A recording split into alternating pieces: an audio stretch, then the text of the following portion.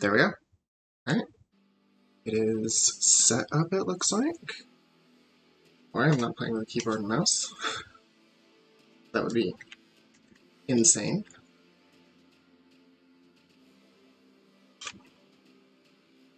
There we go.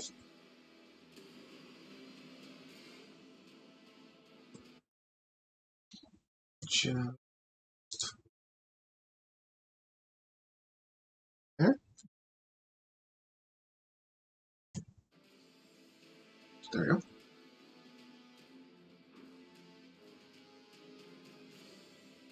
Alright.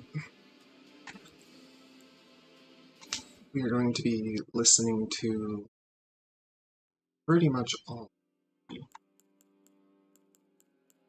like cutscenes and stuff like that. And I'm going to be doing my best to get my character set up this stream because I've got a specific idea in mind, so it is going to take a little bit of effort. So you can see the character I created before the stream.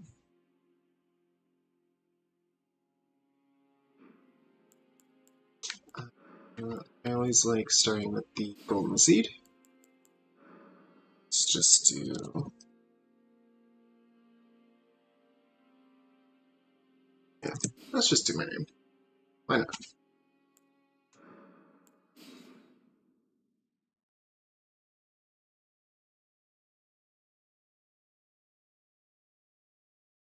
We are going to be listening to the opening cutscene when it comes up.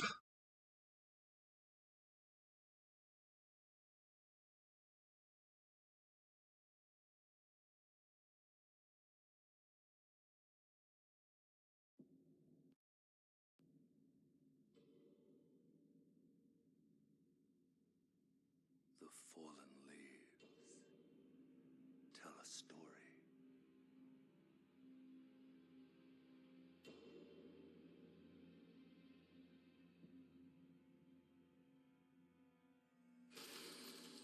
The great Elden ring was shattered. In our home, across the fog, the lands between.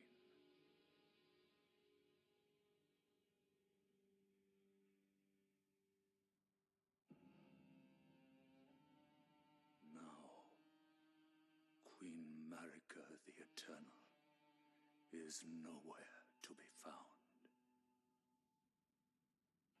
And in the night of the Black Knives, Godwyn the Golden was first to perish.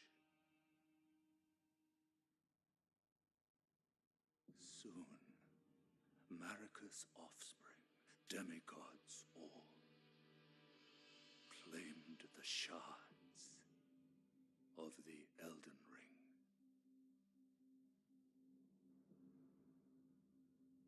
The mad taint of their newfound strength triggered the shattering.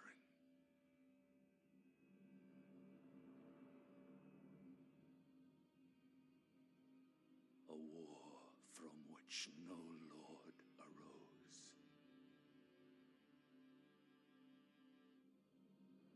A war leading to abandonment by the greater will. Oh, rise now, ye tarnished, ye dead who yet live. The call of long-lost grace speaks to us all.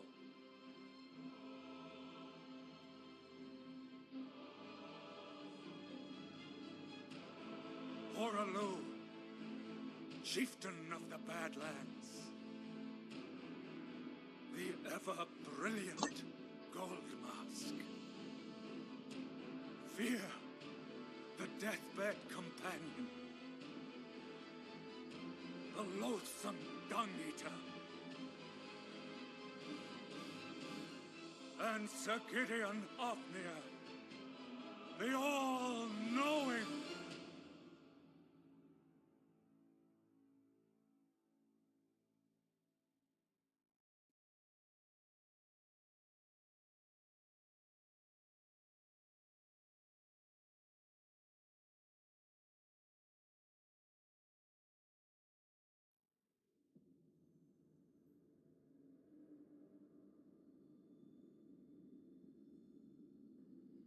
And one other,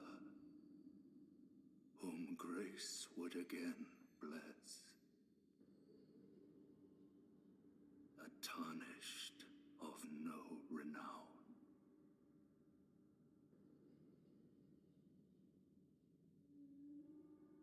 Cross the fog to the lands between,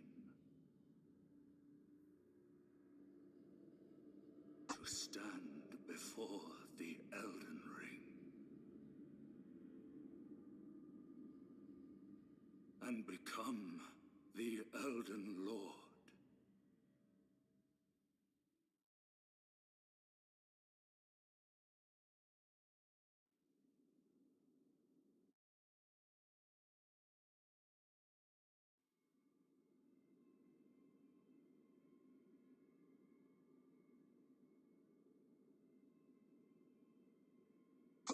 Such an excellent opening cutscene.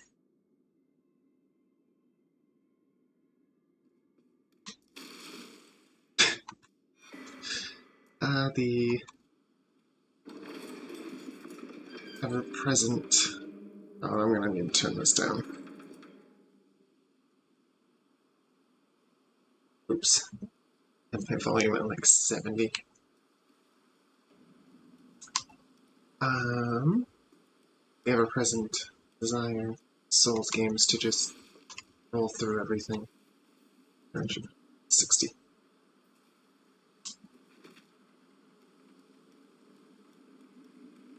A bit laggy, but that's when my computer's not used to having to do this hand streaming. Might have to turn down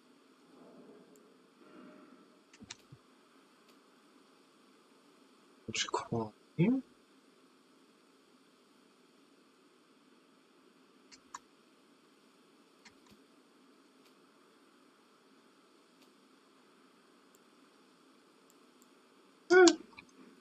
And save this for now.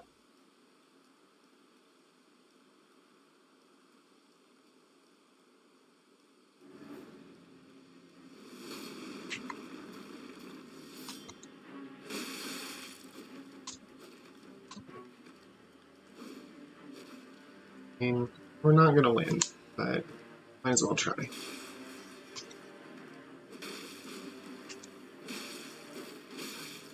Yep.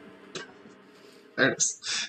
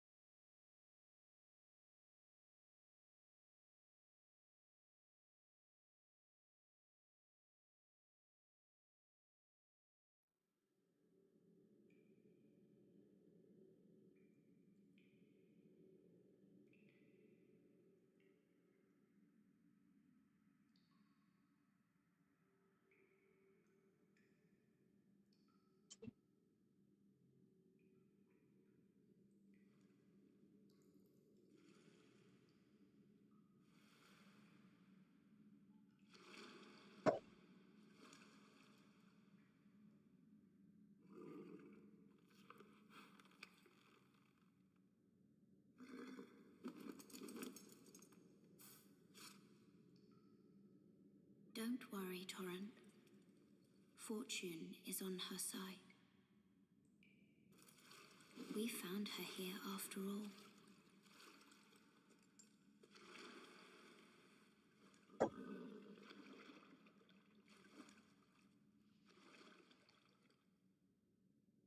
One of her kind is sure to seek the Elden Ring. Even if it does violate the Golden Order.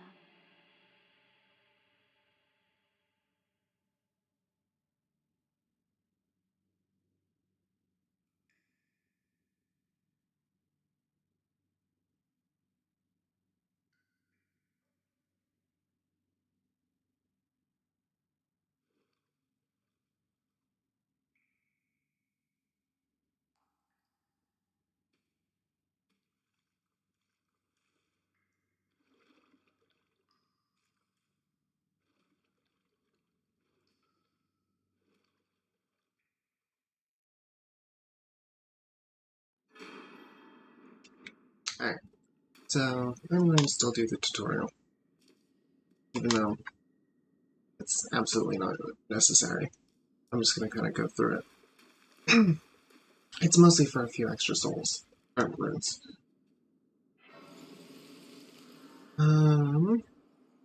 Otherwise, after that, we are going to go and set up the character the way I want. So let's throw, not save your turn. Golden Seed. Allocate. 4 and 1's fine.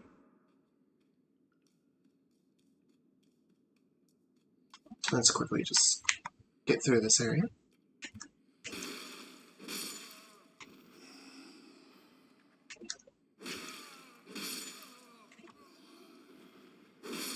Just for the extra runes. I really love jumping attacks, and jumping in general in this game. Well, that's just a thing now.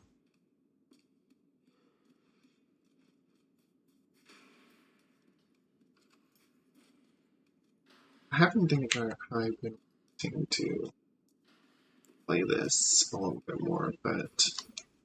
Or, like, I've actually been wanting to do this on stream, but I had wanted to shake off Celeste a little bit more. Because I was kind of feeling like I was going to be just horrible at the game if I didn't. But maybe not. We'll see.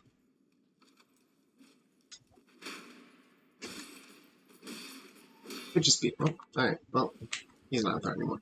Could just be because I tend to take on enemies that are much higher level than I should be taking on.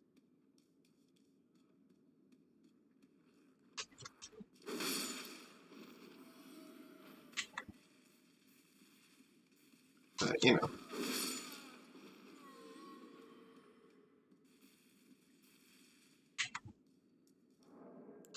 Actually, I'm going to mess with the volume slightly.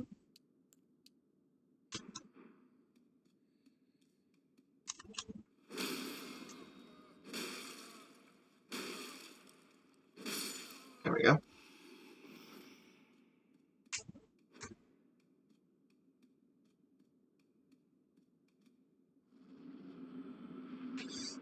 Alright, hardest boss in the game.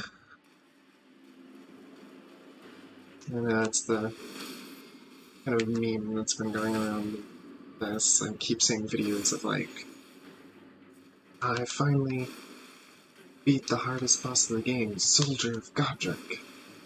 I am whiffing every attack. I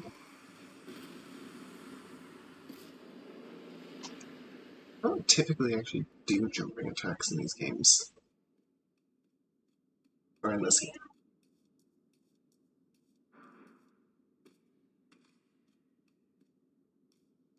Oh, that's some bad lag. Hold on.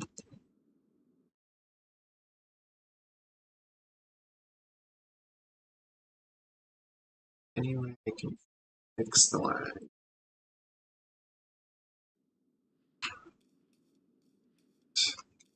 Oh. Oh, well, that's unfortunate. I was hoping my laptop was decent enough to stream Elden Ring, but it is looking a little bit frame droppy.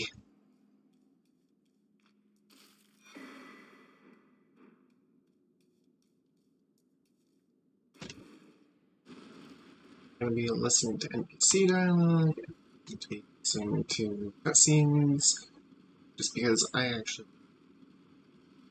more than any other Soulsborne game, I've really enjoyed the cutscenes and stuff. I've never personally played Bloodborne. I have watched playthroughs of it. I would say it's probably my second favorite in terms of, like, story. Especially with, if you're looking for a good comedy playthrough, obviously, well, I guess not obviously to everyone, but in my opinion, Game Grumps is... Oh, yes. Tarnished, are we? Come to the lands between for the Elden Ring? Of course you have. No shame in it. Unfortunately for you, however, you are maidenless. Without guidance, without the strength of runes, and without an invitation to the Round Table Hold, you are fated, it seems, to die in obscurity. Luckily for you, however, there is one shining ray of hope for even the maidenless. Me, Vare. Take care to listen. Are you familiar with grace? The golden light that gives life to you, Tarnished. You may also behold its times. That is the guidance of grace, a path that a Tarnished must travel. Indeed. Grace's guidance holds the answers. It will lead you, Tarnished, to the path you are meant to follow, even if it leads you to your grave. Grace's guidance to Castle Stormvale, over on the cliff, the home of the decrepit demigod, Godric the Grafted. It's time you set off, I should think, to Castle Stormvale on the cliff, where Grace ring, maidenless as you are. So as I was saying, if you're looking for more of a comedic playthrough, I think Game Grumps playing Bloodborne is probably one of the funnier playthroughs I've seen from them. I like a lot of their content, though. If you're looking for a more story-focused playthrough, then I would definitely recommend, like, it's Playframe. That's what it is. Playframe does a, like, story-focused playthrough and then a co-op playthrough. So, those frame drops. Maybe we should just turn the settings to low.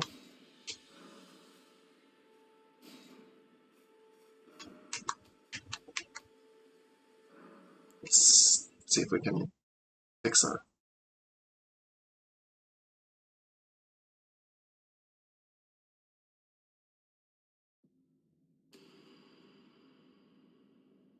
I don't need the delayed attacks being also delayed by lag. Bad enough blocking those as it is. Or dodging. Really easy to put up your shield and just wait. It's not so easy to just, like, dodge on time.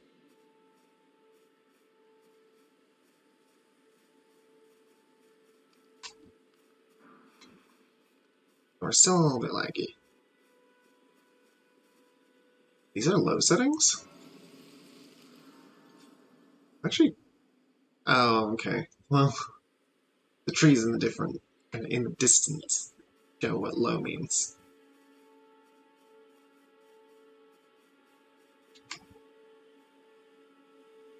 Ooh. I think I want to play with medium, even if it's a little bit laggy.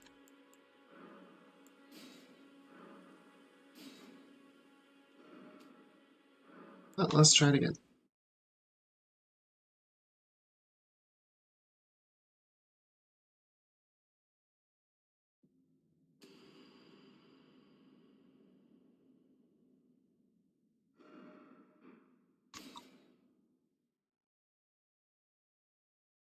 Unfortunately, my laptop's not amazing. It's just pretty good. It's like a Acer something. Already can't remember the specific, like, designation sounds like the wrong word, but the specific, like, product of Acers. It's just an Acer.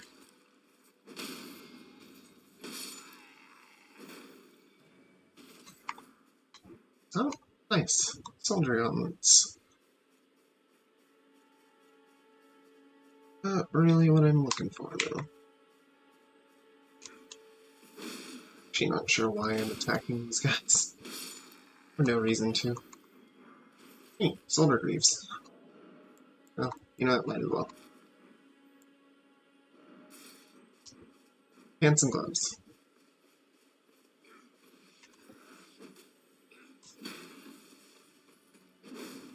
Okay, I am just excellent at this right now.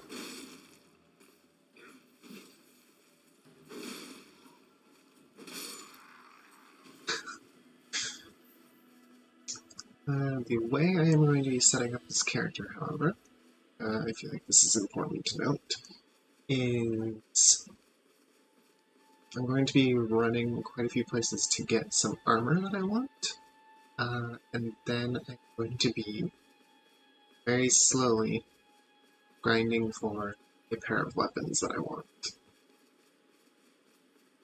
So the grinding may end up happening off camera, depending on how long the rest of the setup takes. We will find out, however, later. The setup is only just starting, and the way I'm going to be trying to do things is in a way that won't make, like, later game a lot easier.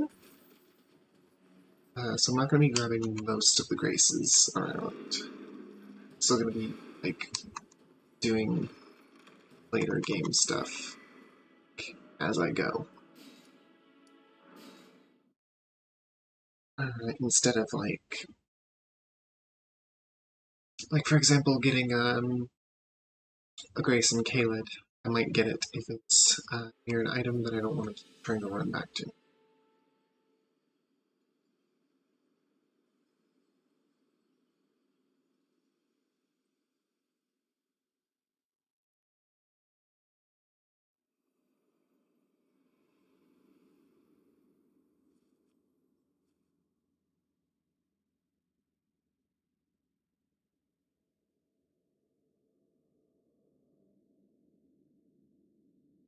Greetings, traveler from beyond the fog. I am Melina.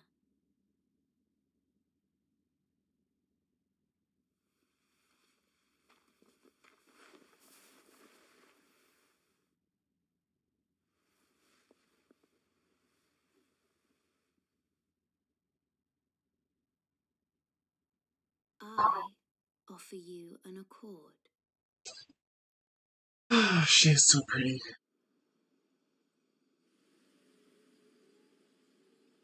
Have you heard of the Finger Maidens? They serve the two fingers, offering guidance and aid to the tarnished. But you, Is that supposed to be night now? are maidenless. I can Which? play the role of maiden, Usually it skips to night after you talk to her. turning runes into strength to aid you in your search for the That's Elden weird. Ring. You need only take me with you to the foot of the Erd Tree. Then it's settled. Summon me by grace to turn runes into strength. Another matter. I bequeath to you this ring. Such a good word. Bequeath. Use it to traverse great distances. It will summon a spectral steed named Torrent. Torrent has chosen you. Treat him with respect.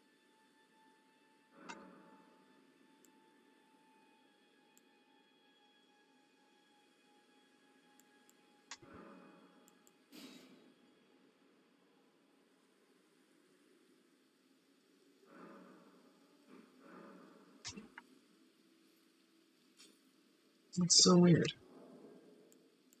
It's normally supposed to change tonight on its own. Speak to her. What happened?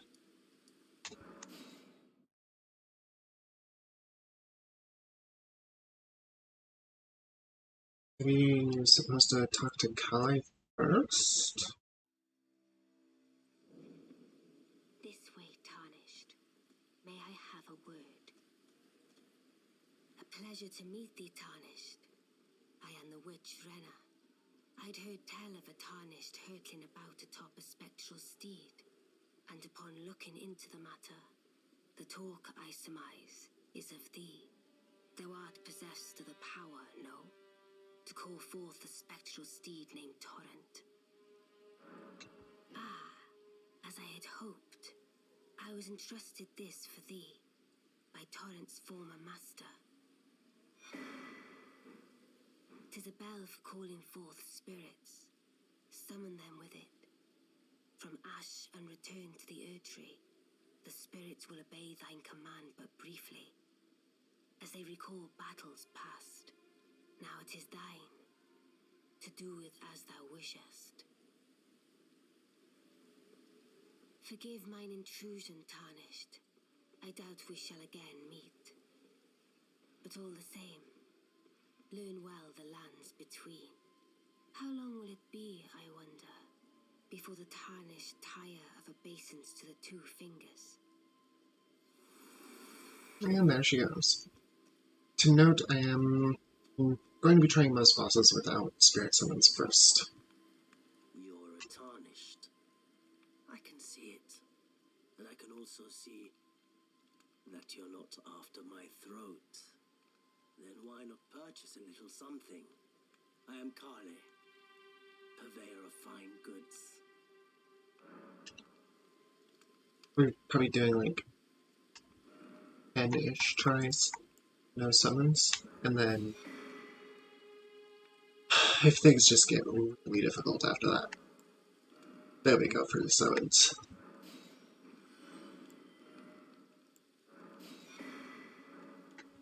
I am of a nomadic people, selling wares as I travel. The land has been tainted by madness since the shattering of the Elden Ring. It's only Tarnished like yourself who keep things from drying up entirely. Let's say you're a very welcome customer. Goodbye. Nice to do business. I like Kai. He's nice. Switch. I actually think it's what I usually do. Okay. So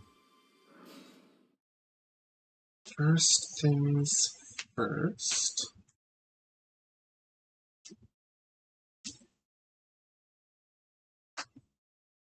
I need to go get items.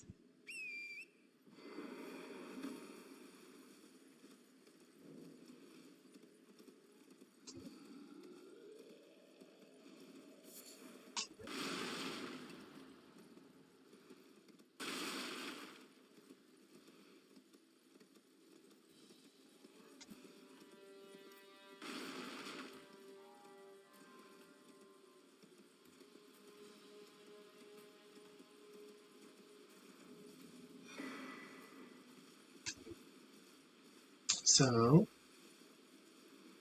the armor I want is in the Altus Plateau, and I'm doing my best to not end up getting too many graces along the way. Mainly because I don't want to take the game out of order in a way.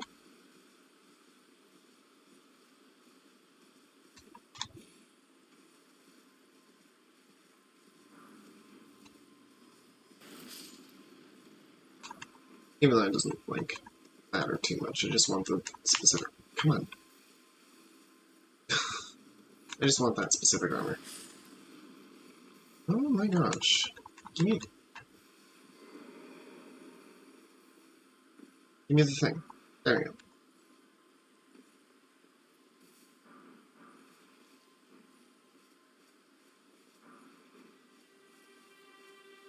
For some reason it's easier to grab these while you're on foot. Don't know why.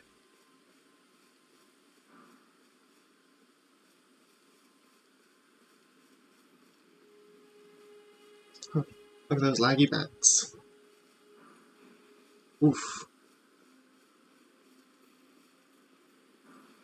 It's lagging in a very weird way. I don't think it's that bad, but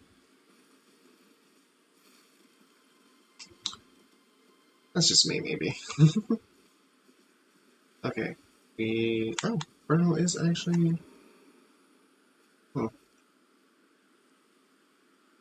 Normally, if you come here at night... Get the grace. Normally, if you come here at night, it's not Bernal there.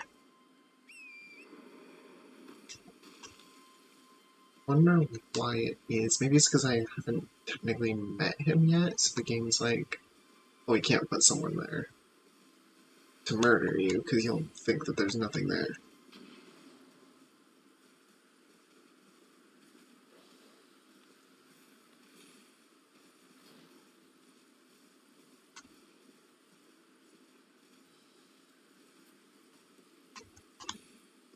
Hello? Can you hear me? Help me. I'm stuck. Hello? Hello? Anyone? Oh, my stars. I'm so happy to see you. I am Alexander, also known as the Iron Fist. And as you can see, I'm stuck here. Please, can you help me out of this? My thanks. 1,000 thanks. Just give me a good smack from the rear with something nice and big. And I'll pop clean out, I'm sure. Don't dally. There's no need to fret. I'm very well trained. Give it your all, I say. Gosh! Stop! Please! That's my face! Smack me from the other end! The other end! I don't know why I find that so funny.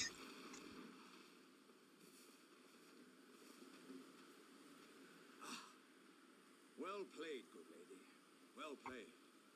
Though that mighty wallop of yours almost spelled the end of me. Well, I'm out now, and that's what counts. I thank you. And as a token of my appreciation, I'd like you to have this. Once again, the pleasure is mine. I am the warrior Jar known as Alexander. Iron Fist Alexander, in fact. I journey to the east, where I intend to further my education in the ways of war. And beyond these lands lie the scarlet, rot-blighted Caelid wilds. And upon their southern edge is Redmane Castle, in which a festival of combat is being held. I'd heard whispers of such festivities before. Oh. Doesn't the notion set your breast aflutter? Don't. Go on. I'm heading eastward to Redmane Castle. I've heard that... Cool. Okay. Good to see you, Alexander. The dragonfly was making me really nervous. I was like, that thing's gonna attack me at some point.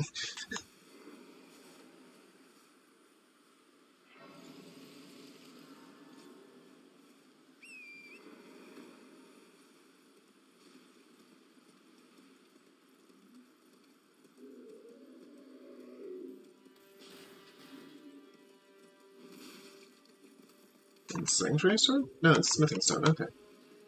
That will actually be useful. Hey, merchant.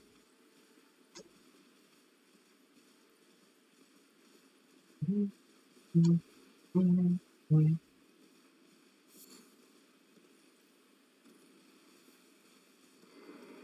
no mistake, is there? Death has left its mark once again. Ah, a tarnished, are you? I'm known as D. I hunt down those who live in death and weed their death root. Heed my warning. The village here has been touched by death. And worse yet, it is home to a mariner. If you value your life, then go no further. The village here has been touched. Turn back. I love this weird effect where they put like this sparkle in the air, this golden sparkle.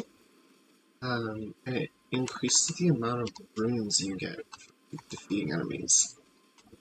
I find that really interesting, and I'm not sure what specifically triggers it to happen in an area.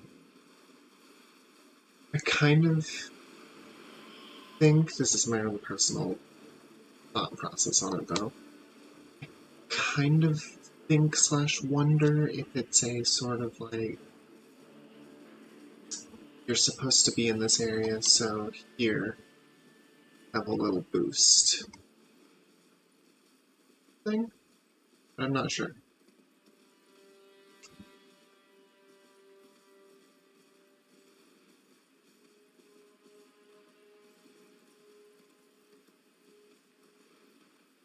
Or I might go by this area and try and fight the NPC there, but only getting, don't miss that one, only getting specific spots unlocked for graces, because I don't want to like, I don't want to give myself a way to skip through things.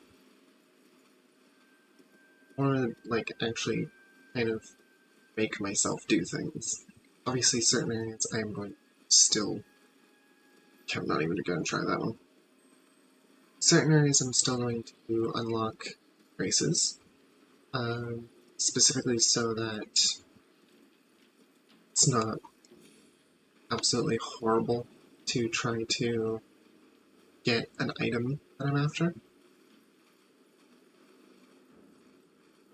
But other than those specific areas,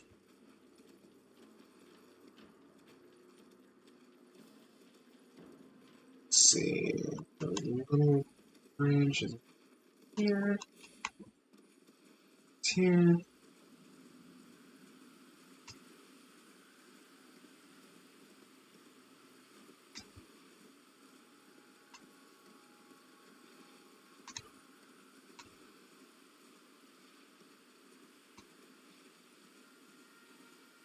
Let's see.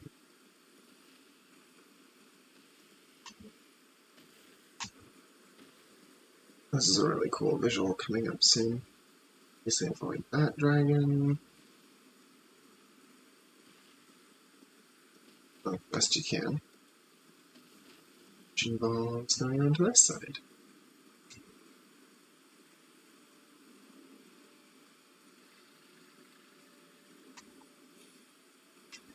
Yeah, but I was saying earlier that Playframe's a really good story-focused playthrough of a lot of the Soulsborne games.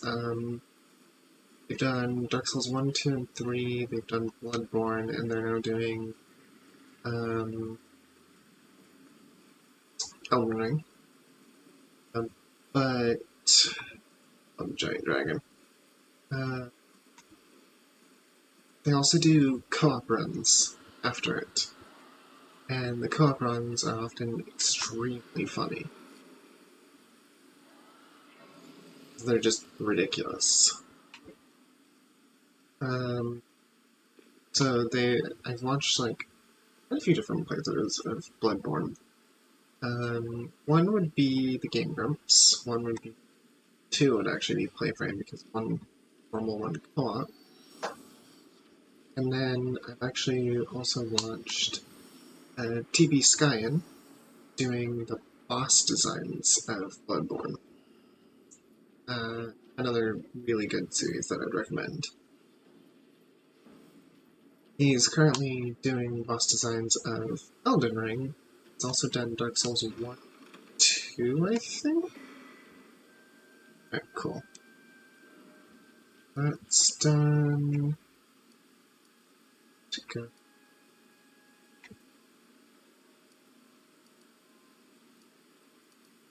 This is gonna be faster.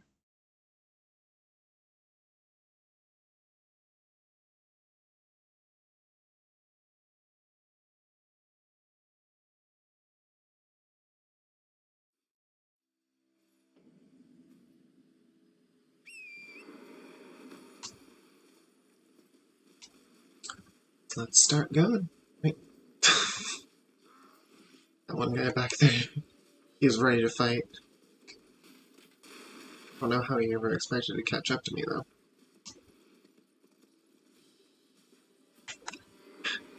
I don't know why I find it so funny that there's a grace on either side of this really tiny encampment. They're really generous with the graces in this game.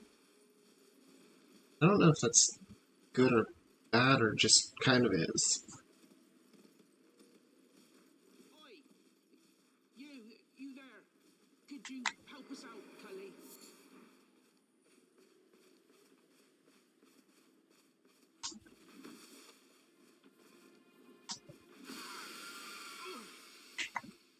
What'd you go and do that for? Oh, yes. I remember. Some clod turned me into a tree. You were just breaking the spell, weren't you? Thank you. The name's Bok. I was pushed out of the cave. Told not to come back. Not ever. Then I ended up as a tree. Lucky you came along, really. Oh, what a shame. When they threw me out of the cave, they took everything I owned. And so this is all I have to express my thanks.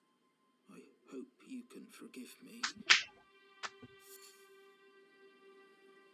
Or, well, if you can afford to wait for a while, I could sneak back into the cave and bring back something of actual value.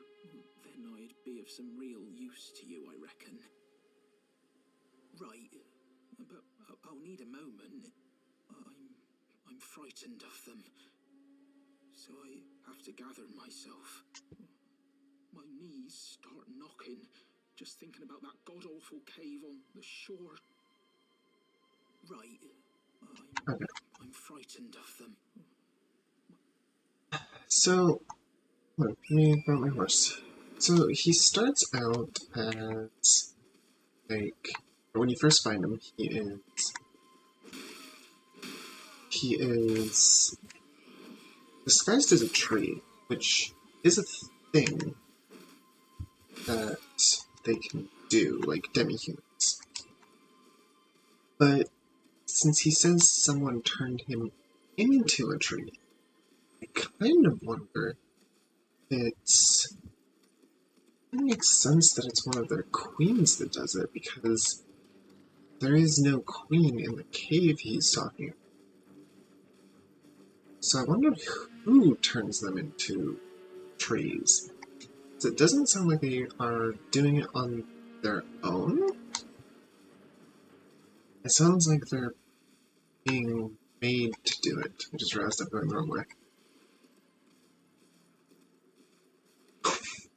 Oh gosh. Knight Rider. There. That's not what they're called, they're Knights Cavalry. But Knight Rider is more fun to say.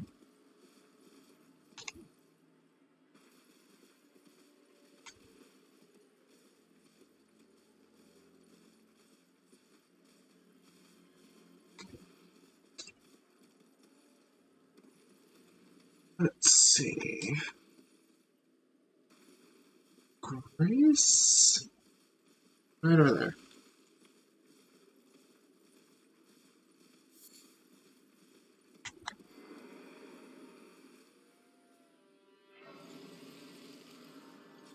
Hi, sheeps.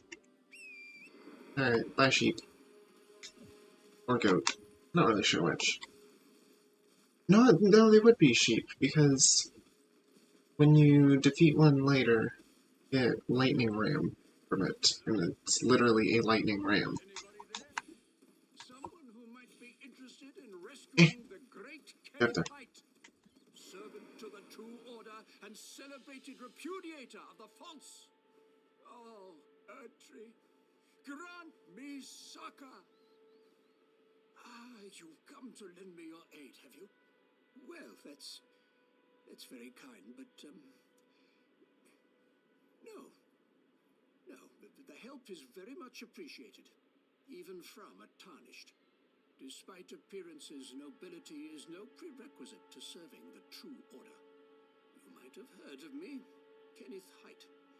Next in line is the rightful ruler of Limgrave, the Untarnished.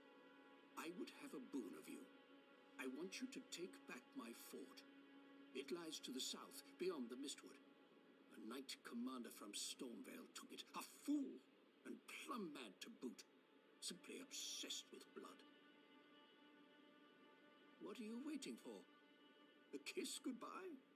My fort lies to the south, beyond the Mistwood. Take it back for me. Oh, I see. You wish to know the reward. Fret not. The great Kenneth Height is known for his considerable largesse. The celebrations will be lavish indeed upon the dawn of my fort's retrieval. Yes, now allow me to furnish you with a little advice. I would take great care to avoid Godric's tarnished hunts were I in your shoes. That depraved lot are obsessed with sacrificing tarnished like you for the sake of grafting. Honestly, Godric's nothing more than a jumped-up country bumpkin. Lord, oh, don't make me laugh. First, he hid himself amongst the womenfolk to flee the capital, then hid from Redan in that castle. Then he insulted Melania, lost to her in battle, only to lick her boots rather than die like a man. Has he no shame? The big girl's blouse, and to think, he's the blood of Godfrey, last of the golden lineage. You almost wouldn't know it to look at him. Yeah, I almost feel sorry for the chap the more I think of it. What are you waiting for? I knew that Radon and Melania's fight when it did go this far south because that's all the the multitude of swords stuck in the ground with one big sword.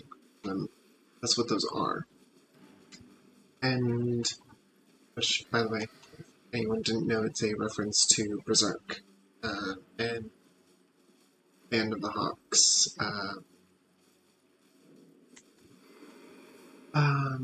But I didn't realize that apparently Roderick had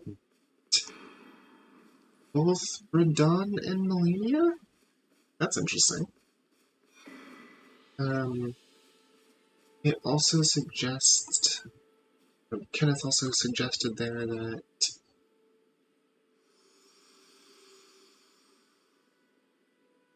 Forgive me. I've been testing you to determine if the Elden Ring would truly have you, if you had the mettle to endure this long and arduous path. It seems my worries were unfounded. Torrent had your measure from the very start, whereas I merely pretended. There is but one other thing I can do to offer you guidance. I can take you to the Round Table Hold, gathering place of tarnished champions, guided by grace. Alright now, thank you. Oh, I have to go there to the dialogue that's here? Alright, well... Can I grab one of these? Did. Okay, cool.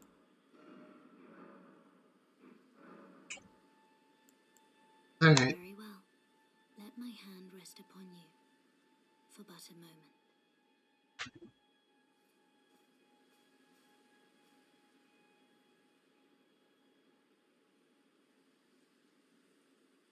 So what I was saying was, I had no idea that Godric had met both Melania and Radon. Does make some sense. They're technically related. Half-sibling or otherwise. Or sibling-in-law thing.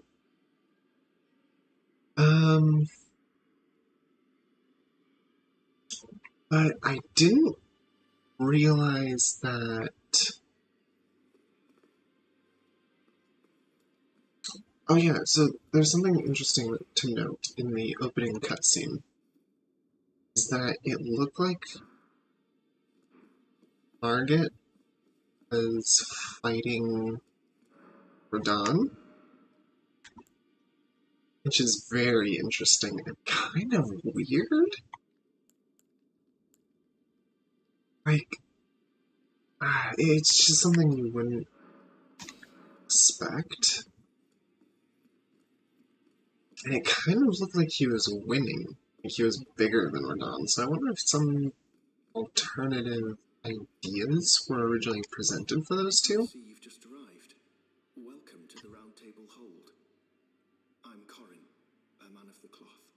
I teach incantations, the strength granted us by the two fingers, and explore the secrets of the Golden Order, so that one day, if a tarnished of the Round Table Hold should become Elden Lord, I might counsel them, ensuring order regains its proper form, righting rule over men.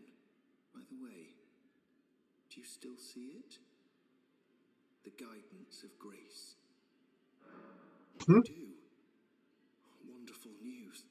Most tarnished are blind to it these days. You are something of a rare breed. Well, what do you say? Care to learn an incantation of the two fingers? So he's supposed to be dedicated to the two fingers, but if you give him the two fingers book, he says it's heresy. He really likes the Golden Order Principia book, though. May the Golden Order shine through you. Yeah, see? We meet again. I'm glad you took my warning to heart. Those who live in death should be left well alone. All the more should you spy a mariner among their number. Those who live in death, all the more. Hello. You must be new here. Well, just call me Dialos. The honor of one's house holds little import in these lands. By the way, have you met a young woman named Lanya on your travels? She's my servant, but fickle as the wind. Take your eyes off her for but a moment and she's good as gone. If you find her, please be sure to tell me.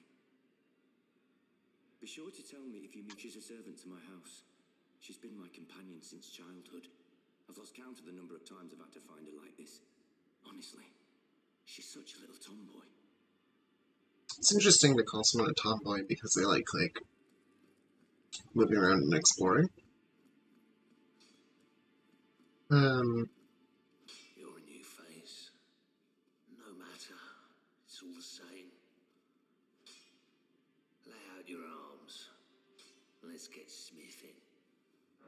I had been considering a different build earlier, which would have been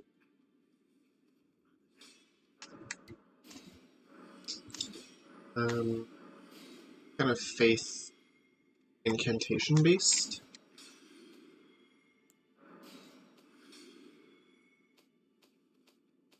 If that were being used, there's an item in the Round Table Hold which would have been very useful to me. I see you've noticed the chains. Nothing special. I'm a prisoner and these are my chains. I'm trapped by the hold. I'm dying, smithing for you fools. That's all there is to it. No, don't read too much into it. Well, no grudge against you. My being a prisoner is no fault of yours. Besides, I don't mind smithing. Despite my differences, the weapons get stronger all the same. Even time. Technique never fails. Besides, it helps me forget. The sheer terror of her. I assume the terror of her is America? But I'm not sure. We're gonna visit Fia later. After I do set up, I'm gonna just quickly talk to Gideon and get back to that church. I can talk to Melina. Oh, this is a rare occasion. I can't remember the last time a new tarnished made their way to the round table. Very well. As your senior, I bid you welcome. It is safe here. You may let down your guard. Allow me a word of advice. As your senior, you are a mere visitor to the round table. Nothing more. A house guest. Yet to earn their keep. Remember your place. Newcomer. Such a dick. There's nothing left to say. Be at your leisure. Yeah, whatever. I heard that chair explode. That's a little too close to it, I guess.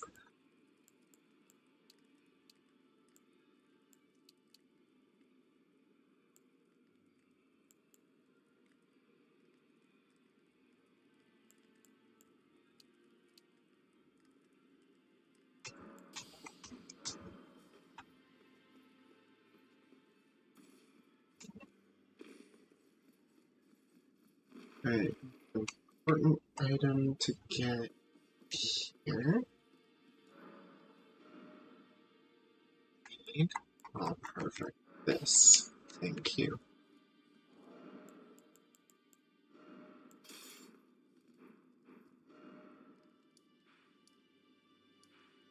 To America, which is over here.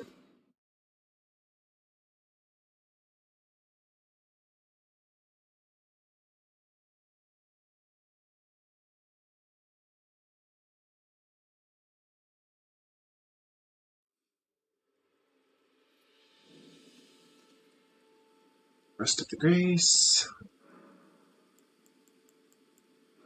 Swap dash 4. That one.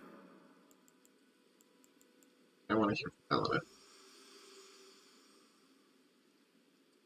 Spoken echoes linger here, words of Queen Marika, who vanished long ago.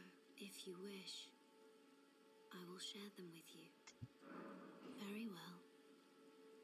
In Marika's own words, my lord, and thy warriors, I divest each of thee of thy grace. With thine eyes dimmed, ye will be driven from the lands between. Ye will wage war in a land afar, where ye will live and die. Well, perhaps that might serve you in lieu of a maiden's guidance. Okay, so that is about kicking Horaloo out of,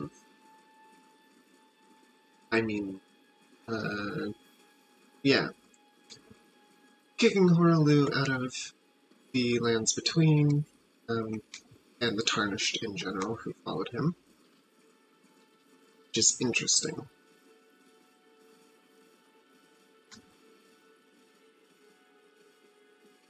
There's a lot of good hints throughout this game, a lot of good, lore hints.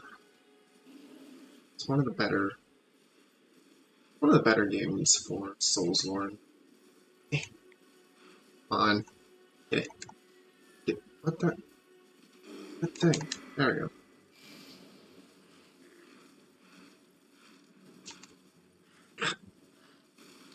Stupid lag. That one worked.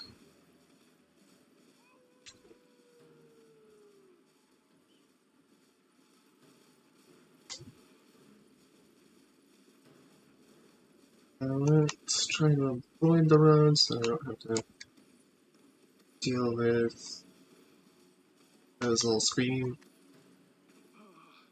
Welcome, dear customer. Hey. Yes, right this way. Right this way. Later. I gotta do something first.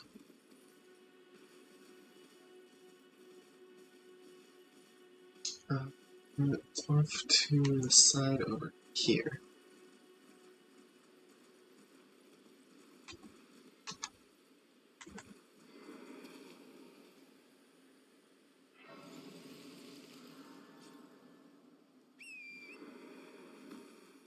Back on the horse. Let's get our butt up there.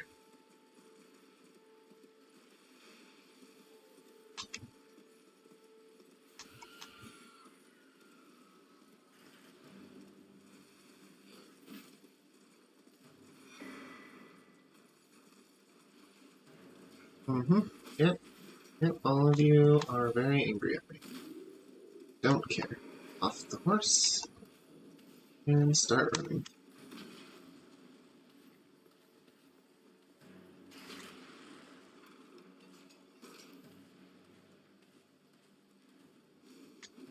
Oh, you're worth extra runes. Oh, cool, I got a rugged straight sword. That's nice. Oh.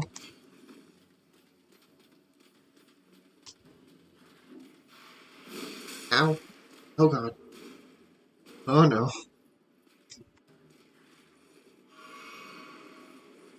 Glad you can drink on the ladder.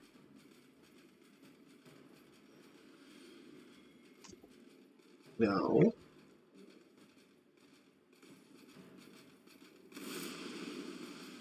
Okay, that is nothing.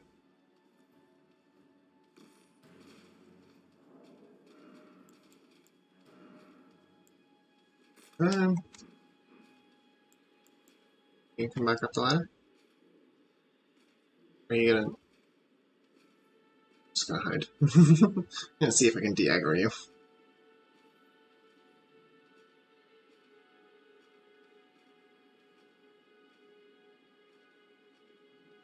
Seems like it worked. On ladder.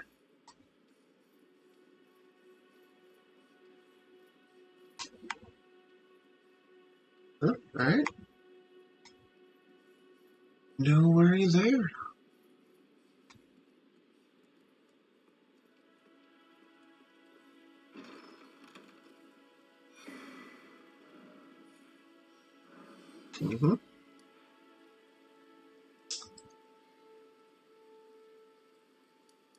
Think maybe a better way.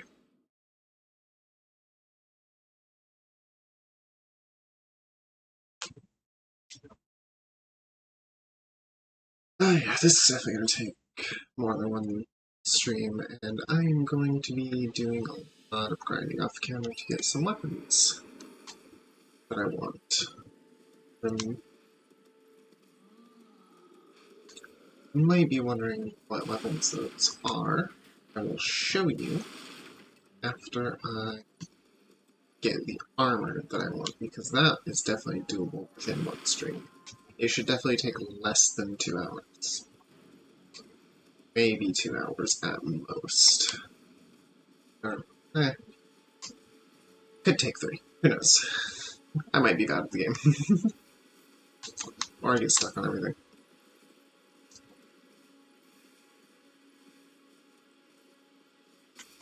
I should just grab this one.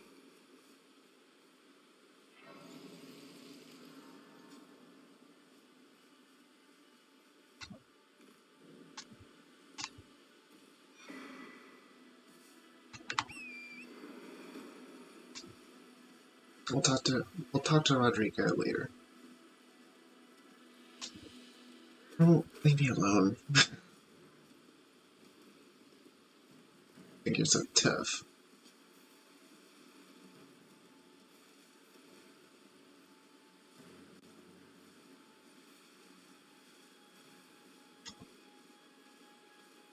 Currently, we're going to be heading up to Liurnia. aiming to go up east side, mainly. Although there is something in west that I want. There's also something back in Caleb that I need. So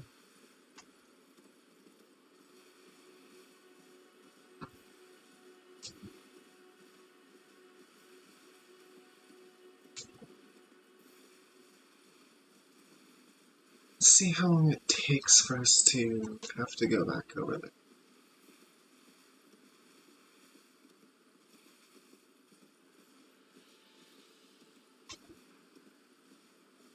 No, Bad Wolf. Oh, that one had glowy eyes too. I don't think it's worth it.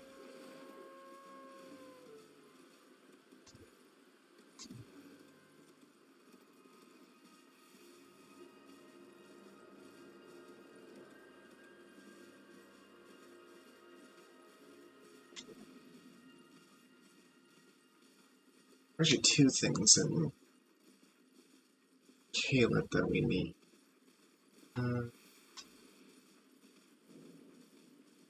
If we'll get those on camera or off camera, but it's going to be. We're going to be getting Poison Armament and Double Slash Ash of War from Caleb. Both of those are near Celia Town of Sorcery. We're going to be wanting to get Blood Flame Blade from the area. Oh, don't get stuck.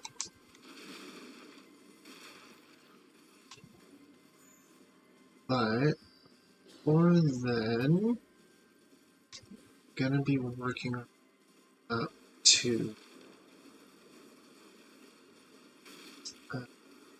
Turtle Poke. That's gonna be one of the few graces we're gonna be getting away. It's gonna be one of the few I'm allowing myself to get.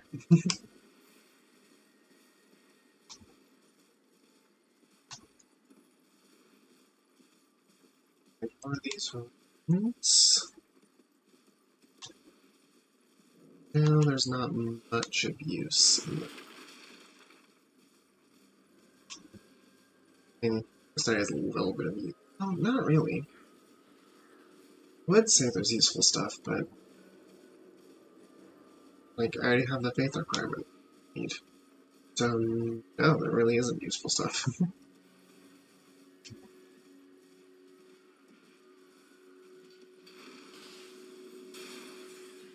Yep.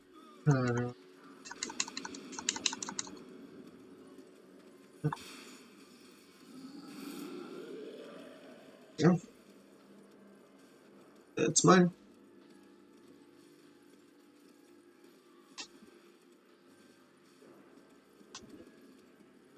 Y'all stop following me.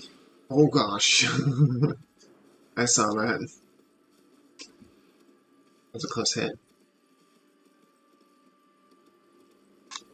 I can go up this way. And get to where I'm going. Let's find out. If I went the wrong way, all I have to do is turn around. No, I went the right way. This is probably one of the places I would be willing to grab the Grace for, actually, because he's useful for later.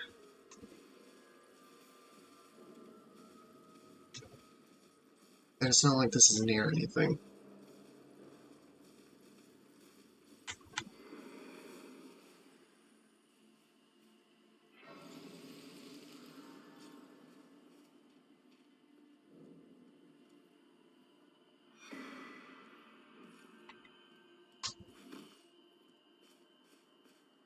Okay. Oh.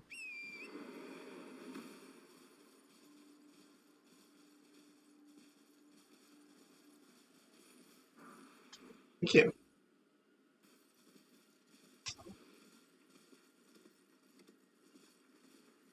I, for some reason, never remember that that's there.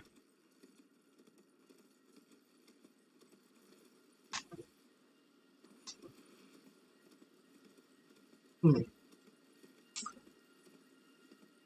like that the torch popped in before the enemy. That one gives you a incantation that I don't need, so we're gonna ignore him.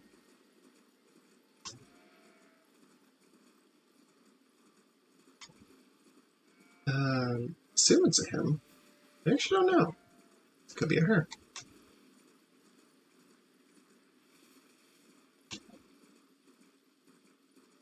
I'm actually really unsure what the genders of the fire monks are supposed to be. I think the big ones are supposed to be guys, and the smaller ones are also, but I don't know on the smaller ones.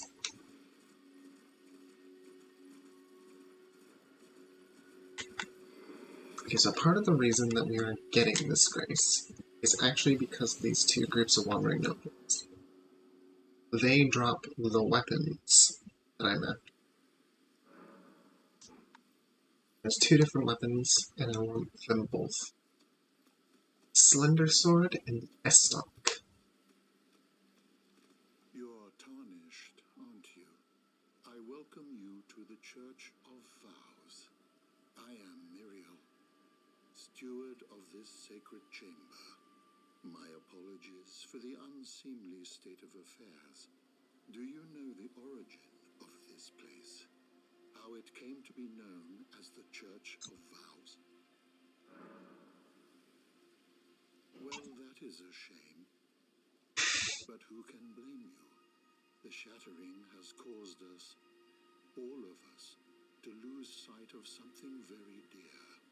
It is here, at the Church of Vows, that the great houses of the Erd Tree and the Moon were joined by the matrimonial bond between red-haired Radagon and Renala of the Full Moon. And so our church holds in view the monuments of both houses, the Erd Tree of the capital and the Academy of Rea Lucaria. Oh, was there something you needed? You are free to show yourself around. I would serve as your guide, only my legs aren't what they used to be. If you find anything of use, you are free to take it with you. Unless, perhaps, you are in search of instruction, in which case I will share all that I know. Oh, Turtle Pope, you are so awesome. You wish to know more of Lord Radagon? Lord Radagon was a great champion, possessed of flowing red locks. He came to these lands at the head of a great golden host. When he met Lady Renala in battle, he soon repented his territorial aggressions there, and became husband to the Carian queen. However, when Godfrey, first Elden Lord, was hounded from the lands between, Radagon left Renala to return to the Erd Tree capital, becoming Queen Marika's second husband and king consort, taking the title of Second Elden Lord. The mystery endures to this day as to why Lord Radagon would cast Lady Renala aside, and moreover, why a mere champion would be chosen for the seat of Elden Lord.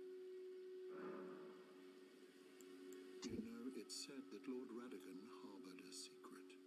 A famed sculptor of the Erd Tree capital was once summoned to render Lord Radagon's likeness in giant stature, when he glimpsed the skeleton in Radagon's closet. And as such, it's said the great statue harbors his secret too. You wish to know more of Lady Renala? She is queen, head of the Carian royal family, and governor of the Academy of Rea Lucaria, the great and beautiful full moon witch. Sadly, her heart was broken when Lord Radagon left her, and then, when the Academy rebelled against the royals, she was locked away in the Grand Library. In the end, Lady Renala was left alone, cradling the amber egg Lord Radagon bequeathed her. Now she devotes herself to it through forbidden rite, the grim art of reincarnation. You would do well to remember, severing a vow, strongest of bonds, has consequences ever more dire. Well, it's considered a grim art. You know, it's said that Lord Oh, Radigan... I heard that. Thanks, Turbo. On the horse. Actually, you don't need those on my bar.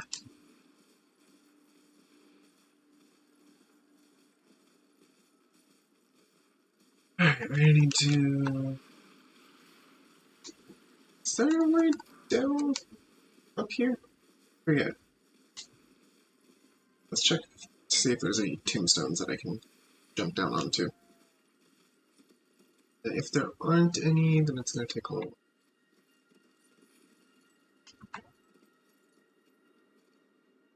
Looks like there aren't any.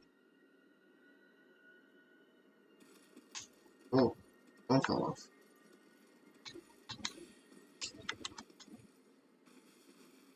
Might be some up here, but it's also dangerous to go up here for different reasons.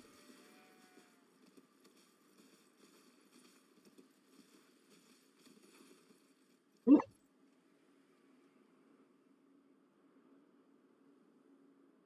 Say there is no way down.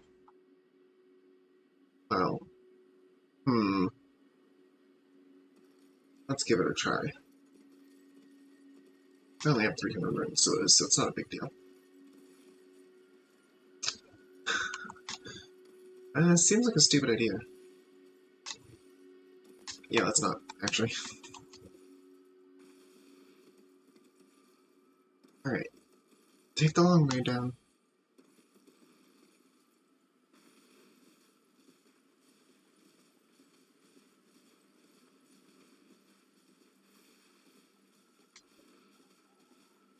Bye, skeletons. Bye, skeletons.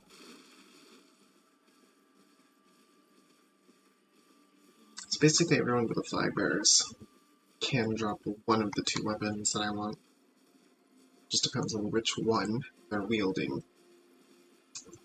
Are fancy looking ones with a, like, feather cap and everything, I believe, drop the S-stock, whereas the other ones drop the slender sword.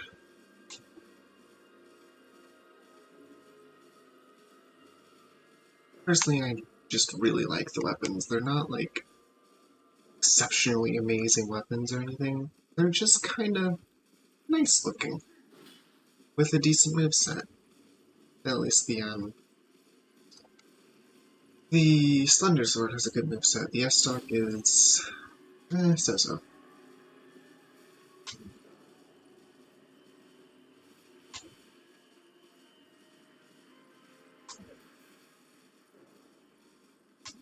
Hi wolves, hi wolves. Always running over, grabbing the ones. Even if they're not that useful, but like, why wouldn't you grab them? Even late game, I have this like compulsion when you run over those little glowy skulls. There's this like compulsion to grab them. It's like 200 runes isn't gonna make a difference when it takes like 50,000 to level up, but I still want them because it's an item. It's the classic RPG thing of it. But I need more items, no matter what. Doesn't matter if the items are useful, I will have them. That's what gets people hoarding, like, potions and stuff like that in Skyrim. Where, like, I might need them later. Also, I just want them. Also, a lot of people playing RPGs and picking up useless junk, like,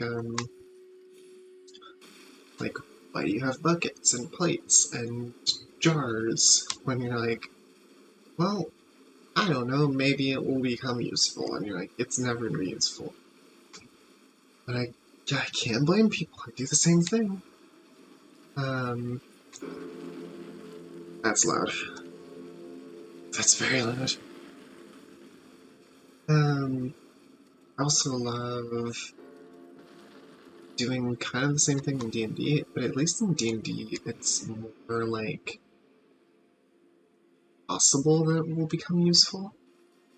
In like a video game, things are only as useful as the designers allow them to be. In a tabletop RPG, it's only as useful as the dungeon master allows it to be. And a lot of dungeon masters, at least the good ones, they'll be at least a little bit lenient on what makes sense. Like, you know, I can't think of an example off the top of my head, but sometimes you just get this player who's like, can I do this? And you're like, I didn't think of that, but I guess you can. Oh. There we go.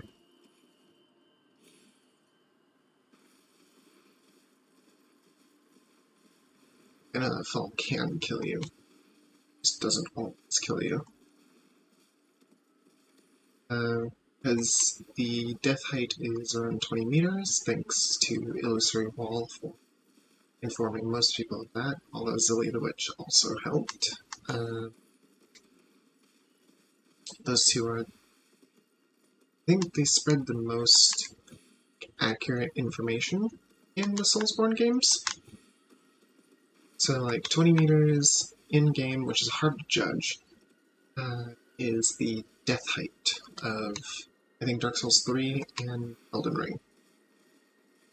And then you've got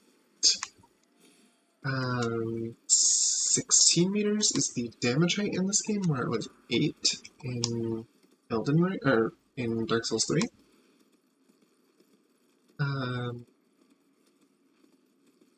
There also seems to be a certain height threshold for losing stamina and doing like an animation. Or not the falling animation, the landing animation. Some falls you land and it doesn't really stop you that much.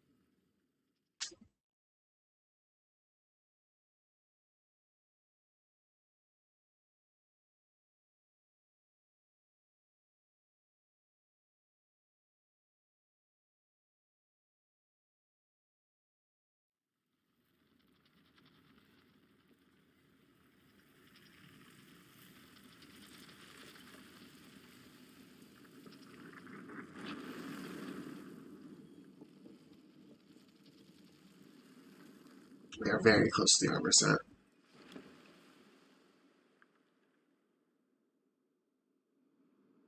wonder if anyone knows what it is before I get it. Like that if you ride the lift, these two are permanently non-hostile. It's such a good, like, here's your reward. These two enemies will never try and kill you. I hate this Knight Rider. Knight's Cavalry, or as I have heard before, Night Knights.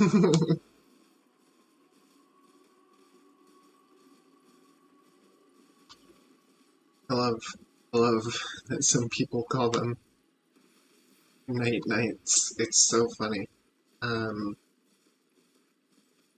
Because they're knights who are only around at night. It's perfect. I know, explaining the joke. Dissecting the frog kills it. But like, I don't know, I just find it really funny. Okay. The torch ones suck. They're the worst. Because those stupid torch bearers, if they hold out the torch, it hits you like 10 times in a row. and it will immediately dismount you and kill you if you're too low level. Or if you have too low a figure, I should say. I'm going to say 12 is probably wrong for here. But we're only riding through to get an item I want.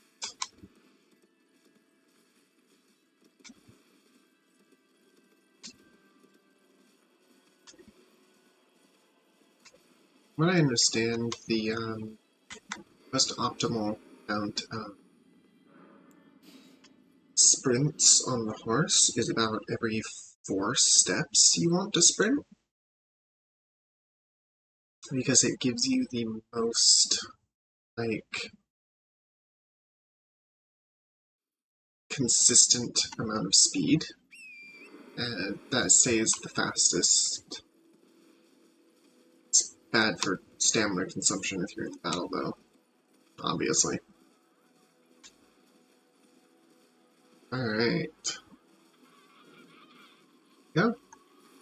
Get it, get it, get it. Yeah. Get this too, just because. Oh, let them have fun.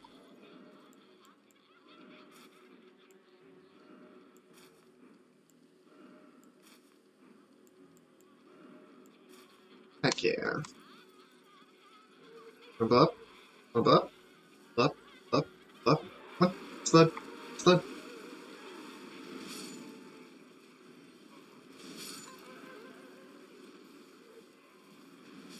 There we go. Just some extra rooms.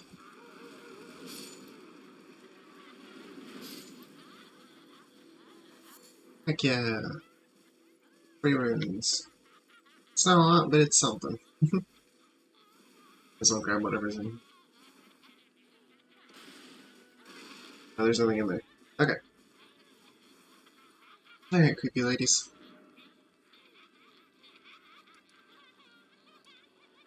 Let's go here. So we can cut across and get one of the items. Or incantations, not items.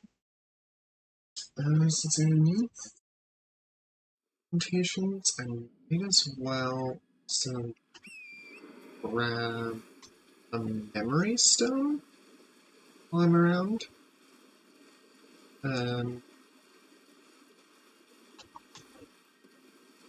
It's an easy memory stone to grab, though.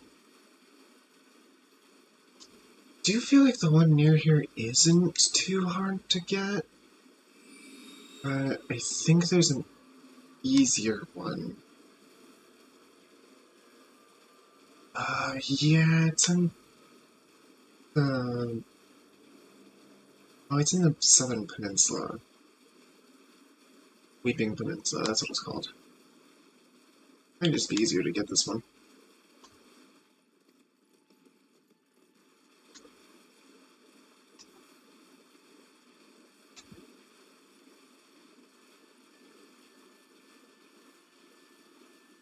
Might. We'll just grab any golden seeds that are on the way. Whatnot. I think... Oh gosh, what is the way?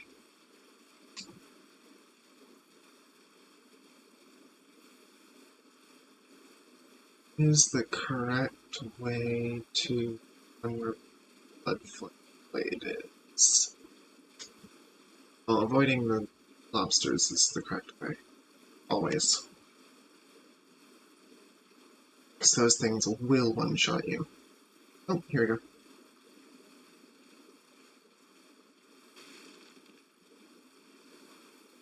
I think it's on the other side? I think it's that one?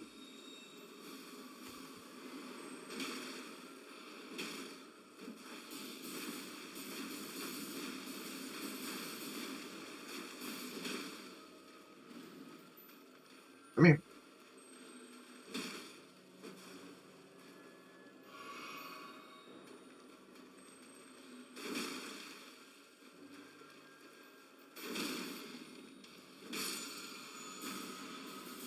It wasn't. Great.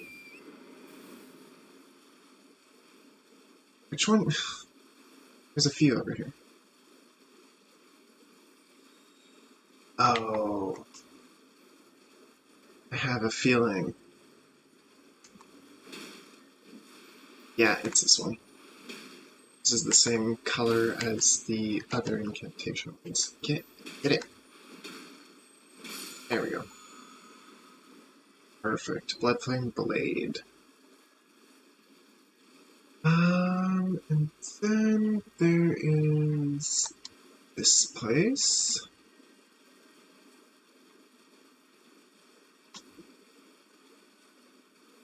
Wait, am I in the right spot? Oh yeah, this is the easier one actually. Cool. I was actually thinking about the. For some reason, I thought this was closer to the rise in northwest area. Apparently not. This one's really easy to get.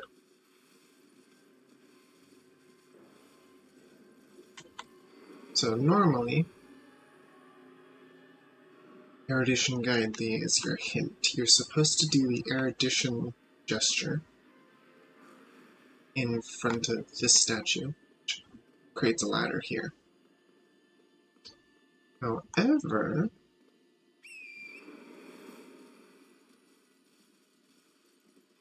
this is extremely climbable. Like, oh, there's an item down there. Let's go here. Oh, it's extremely climbable. I think it's intentional, but there we go. One memory slot. I think that gives me 3, which is exactly as many as I need to start with. I am kind of wishing that I had hit the Rot View balcony out here. But I think I can backtrack from Fort Faroth.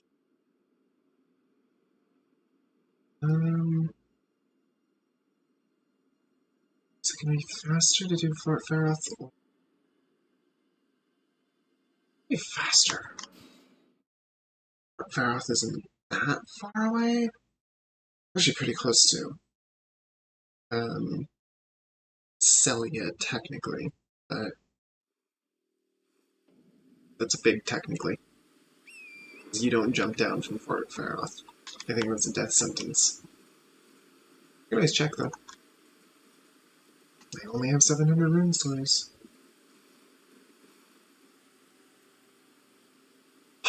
Can you? Can you jump down from Faroth? Oh, you can. Interesting. Okay. Maybe this is quicker.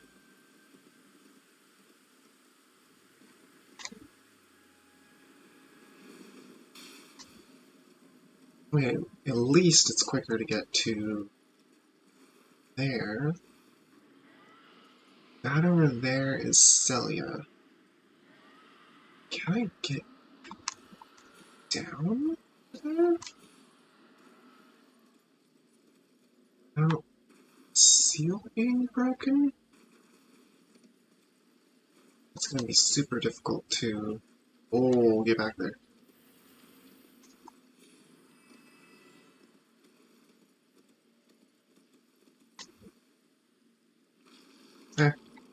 Skeleton.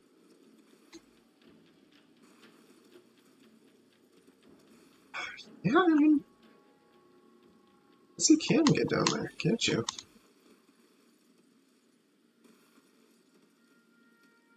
Question is, can you get down there safely?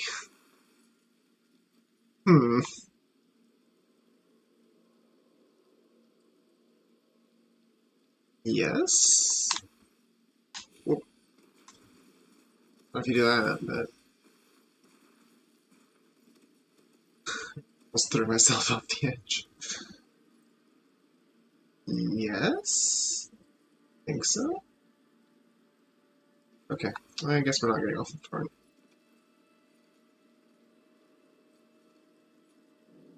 Whoops.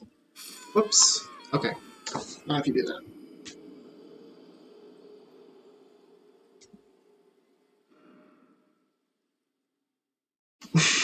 That works. Perfect. I guess if you die in... Yeah, I guess that would make sense. You die in selling it, it throws you to... here. Yeah. Perfect.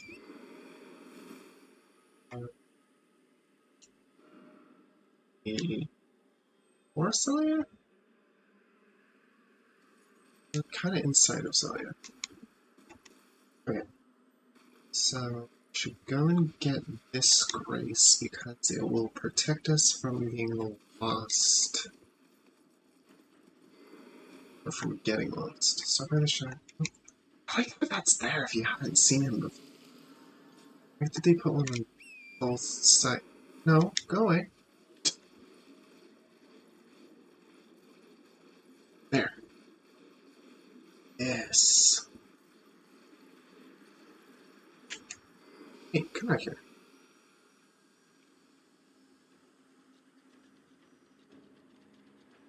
And this is why Storm Stomp. Oh. Whiffed it. This is why Storm Stomp. Okay. Try number 2. Oh. Went right past me. Great. And this is why. How many times am I gonna miss? Okay. There we go. Really? Really? Okay.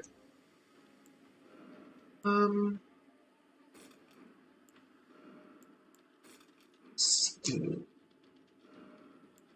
this. Because I don't think I have like a ranged weapon. Nope.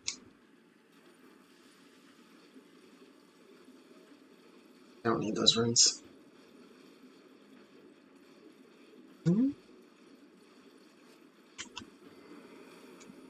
Right. Set the area up.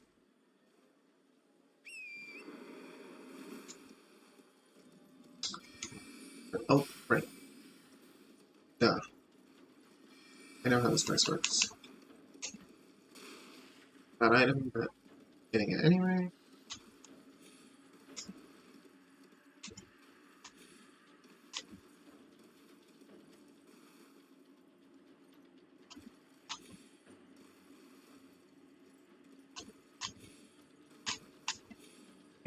Oh, come on.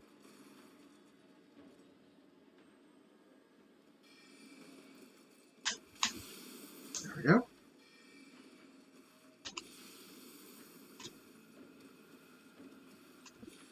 I also don't really need this item, but why not? That one seems like the most useless items, though.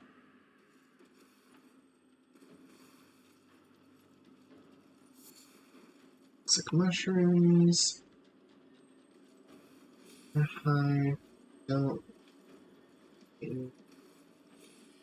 want to fight this little bastard. Okay. Right.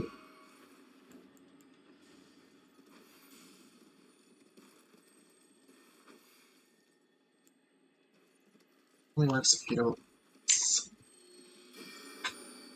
Is it teleport to?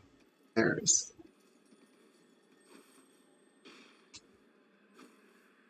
Perfect.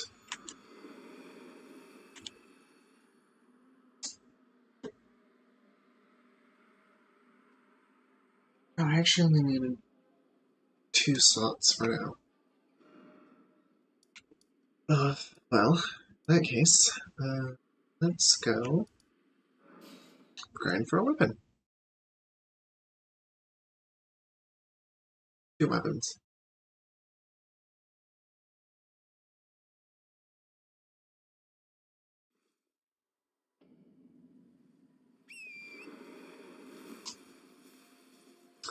Ready for an hour and 15 minutes of grinding? Oh, it's actually these ones that I don't, are not, like, required to be. Shut up.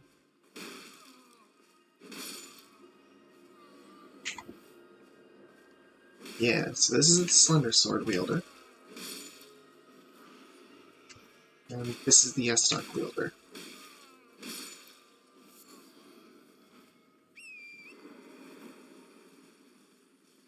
Get about 200 and something runes, I think, if you beat both groups entirely.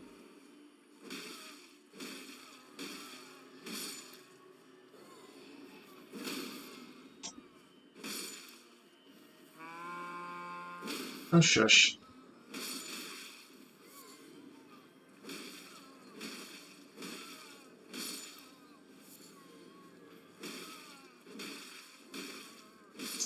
Unfortunately, this is gonna take a while.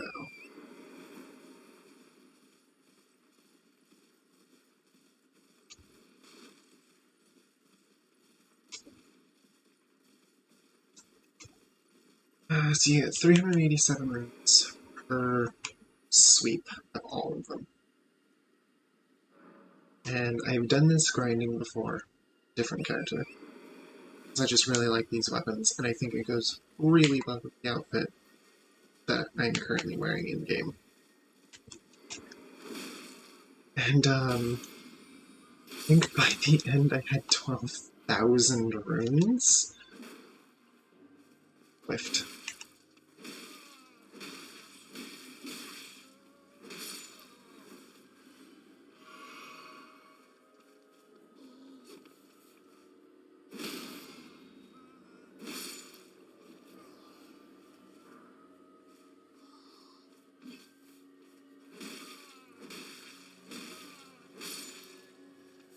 So, that should give you an idea of how long it will take, and we're gonna get about 1 billion rollout fruits. Because it's like one of the two things these guys drop that aren't the items I want.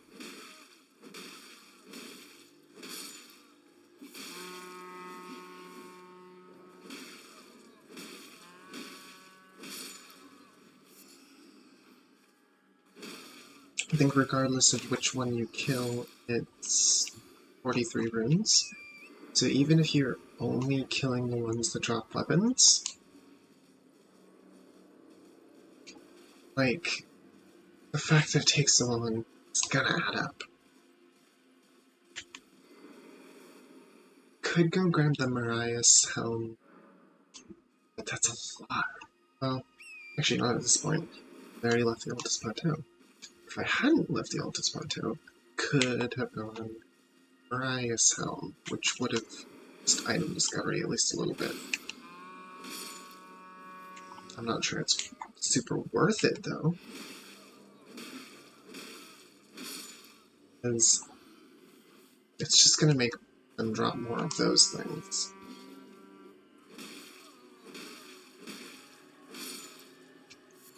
Okay, seriously, shush.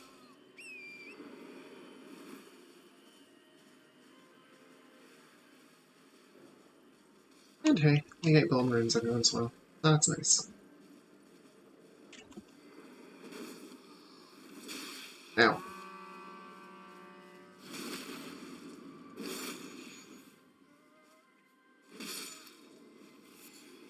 Oh, maybe I'll be lucky and get the items I need quickly.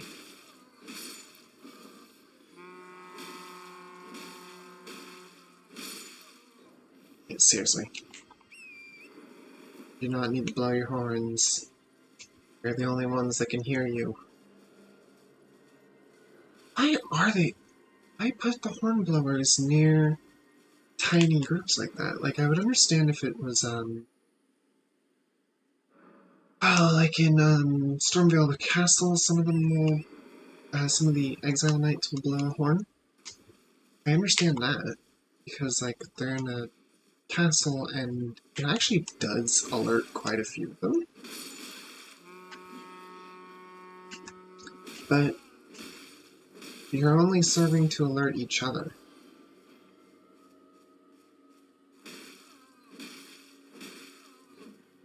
Hey, my turn.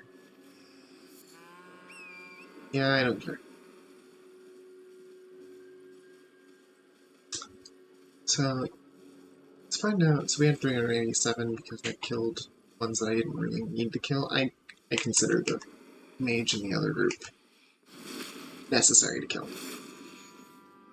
Because that's one of the dangers. Alright then. Heck yeah. That was quick on one of them. So now we only need to kill these ones. Cool.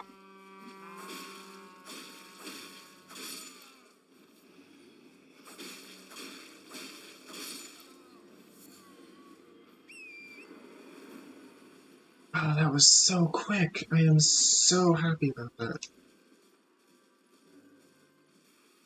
That was actually extremely lucky.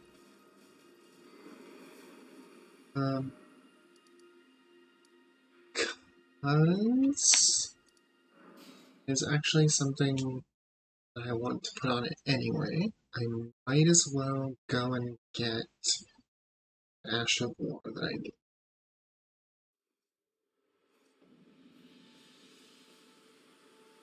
Hello. Not seen you before. Name's Bernard. Tarnished, just like you. Let me ask you something. Are you here in the lands between to take up the fight? Does your faith in the guidance of grace hold firm, despite the collapse of the Golden Order? Yes, you're a Tarnished through and through. Takes me back. But that's a quality needed now more than ever. Any interest in bearing the torch of my battle arts? All I know is the sword. Picked up a fair few tricks in my time, too. Now's the time to pass them on. To a good and proper Tarnished, like you. 1800, cool. I've probably got enough golden ring ones to get that. There's a myriad of battle arts in these lands that I've yet to discover. Mementos of all the warriors who raised their arms in battle, lost and died. A fine tale, all told of true chivalric romance. That's how I fell in love with the sword and the arts of combat. It grants meaning even to falling in battle, to death itself. Not floating your boat, eh? Well, there's no rush. Knowledge of the arts can wait another day. I want to just look at his face. Because there's another character later. I'm wondering if they're related to him? 246. It'd be interesting if they're related. There you are. Decided to bear the torch of my battle arts.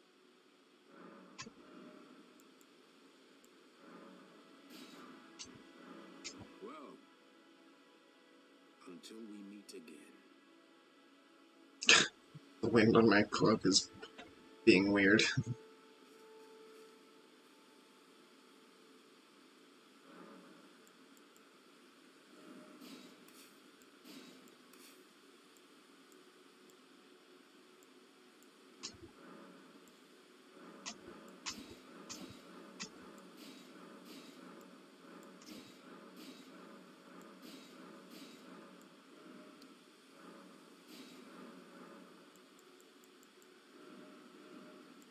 Just definitely that one for now. And we're actually going to want to this one second slot for reasons. It's because it's my second favorite one. I much prefer the Slender Sword over the S-Dot. But that being said, oh my gosh, Stormblight is such a good Ash of War. It's like weirdly strong. Okay, so this will actually make farming a bit quicker, I think. Because no.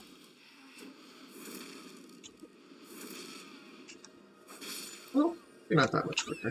I was expecting more damage. But I guess it's an unupgraded stock.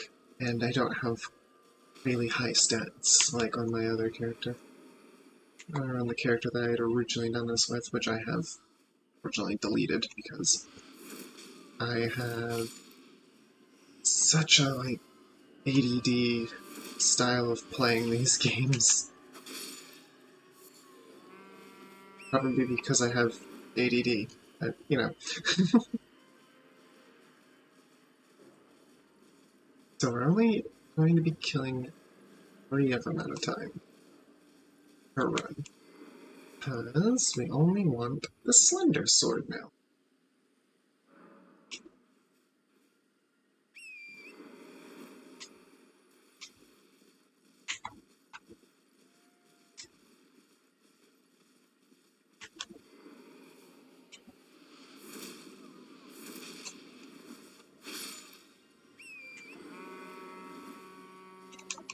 Yeah, honk your horn at me. I don't care. Ta-da, ta-da, ta-da.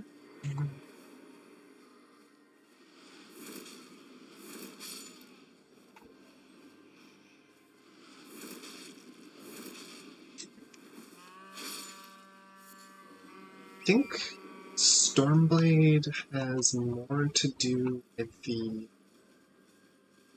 like upgrade path that you've gone on than it does for the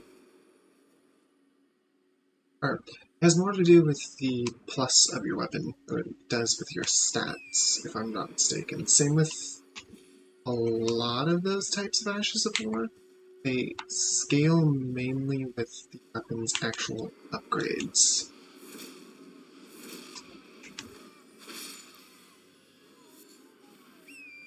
Okay, that's nothing I wanted. At least that's as far as I'm aware. If I am wrong, please do let me know how it actually works. If anyone knows.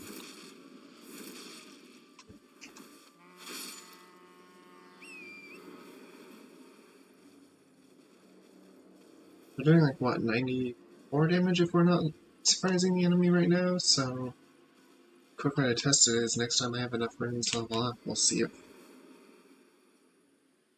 that actually changes the damage output. If it does, then it's actually based more on your stats, or at least part of your stats. Obviously, they're always going to be based a little bit on upgrade count, or the total plus you have. Yeah, you can blow your horn all you want. It's not going to stop me. I'm only here for one of you at a time, and 2 of you, so come on.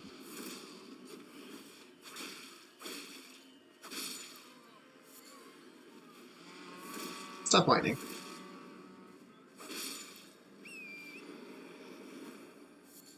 No. Yeah, see, this is going to take a while.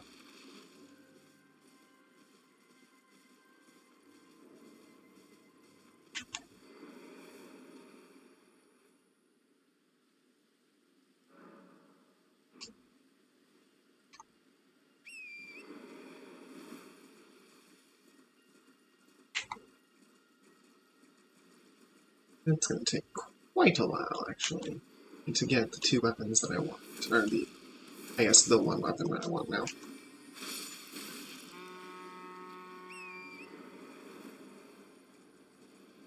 Hopefully you can't hear my controller clicking too much. I do have sound suppression on, but admittedly, it's the built-in stuff for Streamlabs, so I don't know how good that is. I have noticed that there's a little bit of an echo to my voice not echo, but like reverberation, as my room is not exactly soundproof. I know some streamers have done pretty well with like putting up hanging sheets around the area that they're going to be sitting in, as it will like stop quite a bit of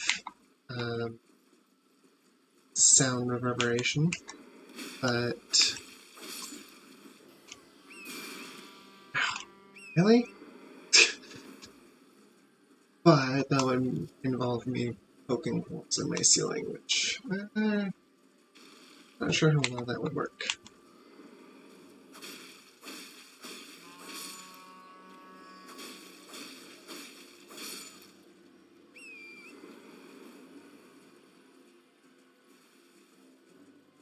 Well, I was hoping we would get lucky and get the Slender Sword about as fast as the S-Dog.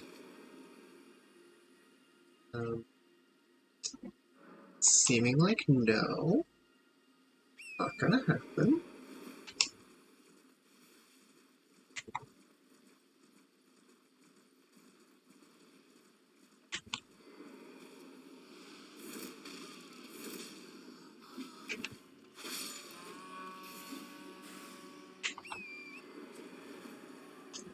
Hey, at least you got one of them really quickly. And we still got an hour left, so hopefully people don't mind that this is going just grinding until I get something.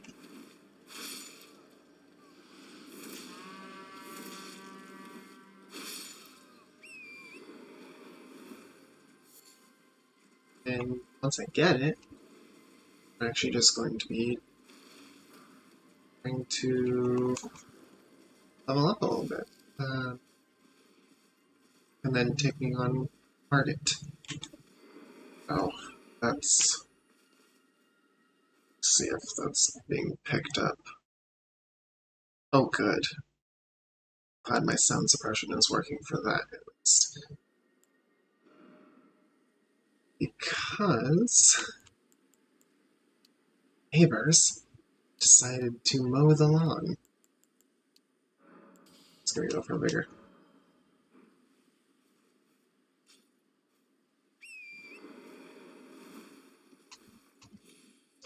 Always love it when neighbors decide, oh, that was the perfect time of day to do this. And it's like, okay, it's 4 p.m. It's still warm out. If they were waiting for it to not be as warm, they could have picked a different time. I don't know why they tend to do things later in the day. But again, I do notice that they are up at like, say like 3 and 4 a.m. sometimes. I've had quite a few times where they are telling their dog to go to the bathroom and they're like, they sound like they're awake. Like they've been awake. Excuse me, I need to check what your friend dropped. Nothing useful.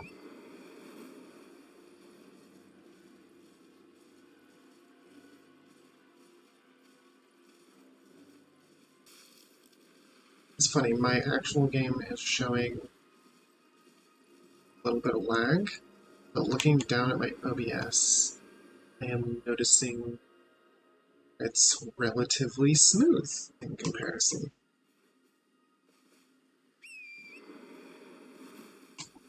Oh, that's weird. Why am I not picking up the lag on the camera? That's super weird to me. Ow. Oh. Oh, it's because 2 of them hit. Oh no, I guess it is picking up the lag a little bit.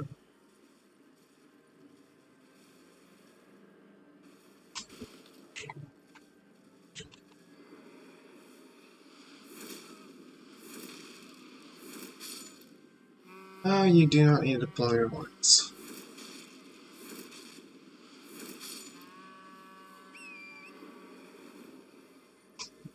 Yes, we get it. You're upset.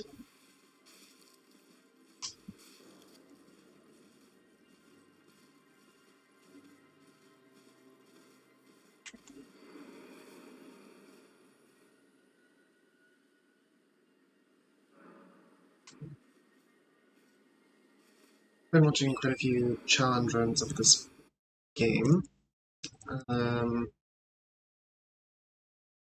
Just thought of something that would be really dumb.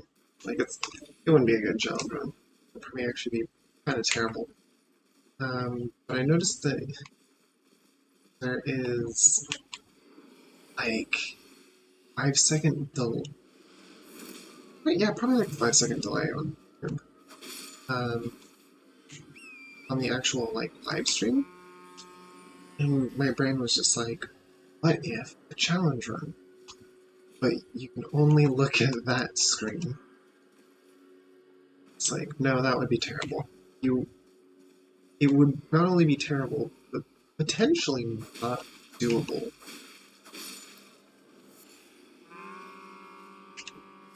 No, I don't know what I was trying to do there.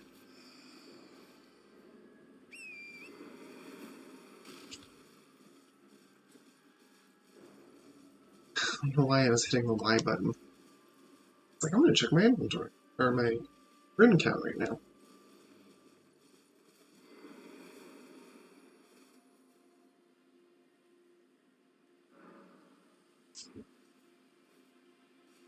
Like,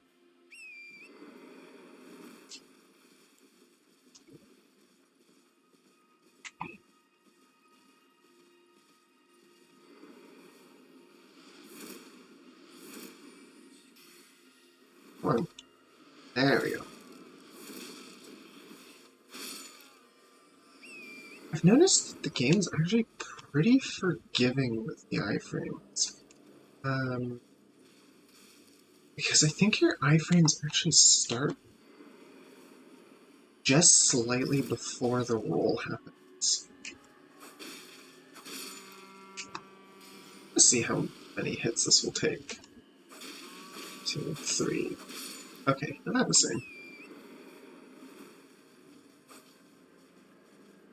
I just completely whipped that one. Yeah, I'm wondering if, like,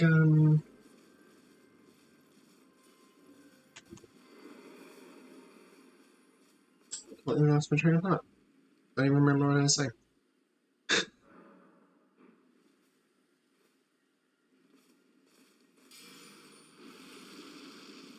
Curious, actually. I know that it doesn't affect the Ash of War's damage at all, but I don't think it really helps it go faster. Yeah, I don't care. Yeah, it's probably not worth it to use it.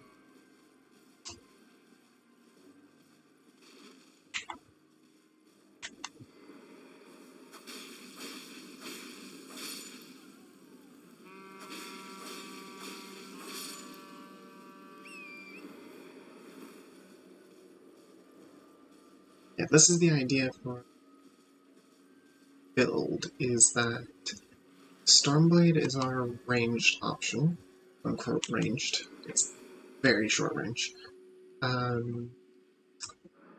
Then you'll have a double slash Noble's Slender Sword, because that will that will proc the status afflictions very quickly. So the idea is to use status affliction, and later on when I actually have like more stats, maybe like 20 points each in intelligence and faith, after I get a bunch of vigor, a bunch of mind, a bunch of endurance and dexterity. Once I got a lot of my other stats kind of like buffed up, I might actually be using regular weapon buffs as well. That'd be things like Scholar's Armament and Lightning Blade, Golden Order Blade, stuff like that. Might be lightning armor.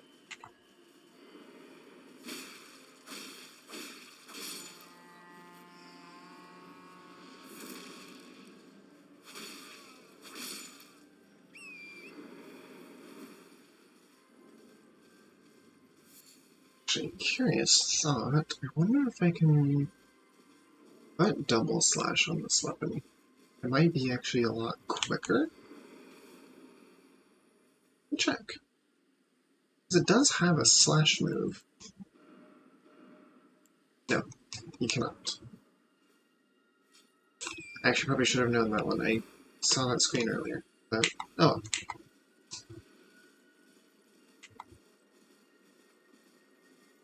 Yeah, I recently got a new controller, and it's very clicky. Like, the buttons are not yet worn down, so they click very loudly.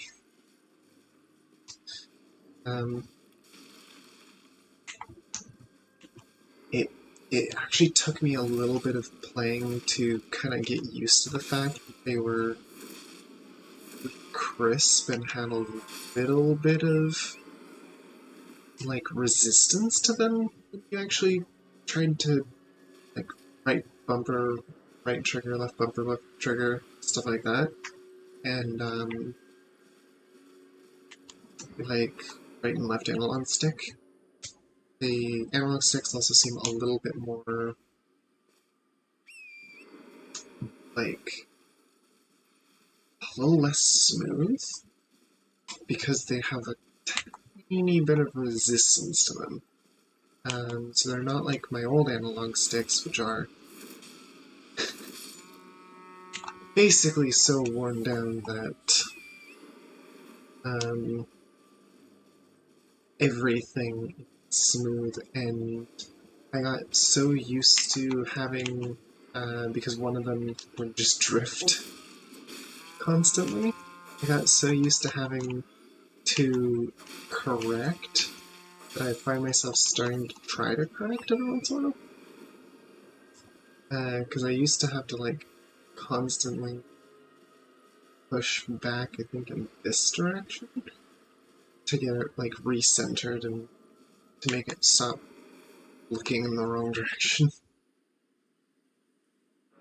Obviously, lock-on is a super useful tool to kind of circumvent any sort of controller drift that you might have, which is nice. I like games that have kind of role accessibility options like that. I mean, obviously, lock-on is important for many reasons, not just accessibility, but accessibility is a reason for it.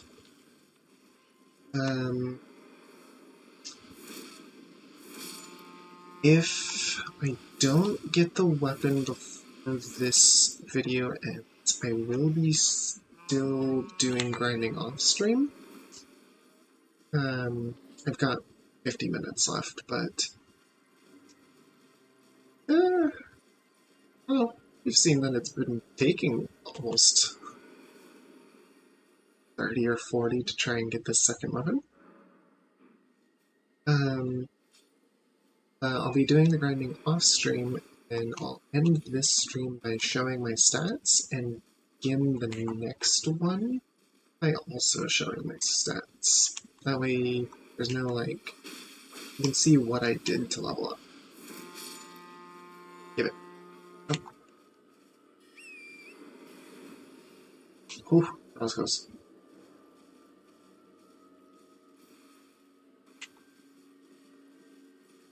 And, yeah.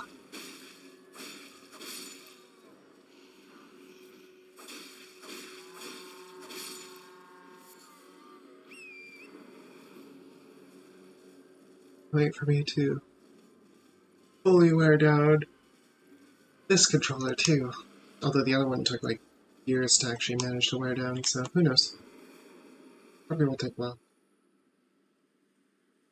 Note there's no point in leveling up with Faith at the moment. As while Bloodflame Blade does have a little bit of a boost to damage based on your faith. It's mainly for the status affliction. So we're going to be focusing on vigor, endurance, dexterity, mind. Because those are the important stats to be able to use a lot of my abilities effectively.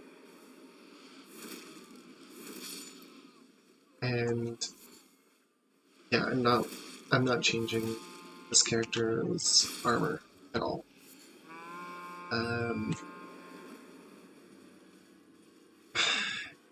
With maybe the exception of the Traveling Maiden's outfit later, or the maybe it's just the Traveler's outfit. It's the outfit that both Millicent and Melina wear. I always want to call her Melania. It's the wrong M name though. Is honestly one of the most challenging parts of this game is remembering whose name is what.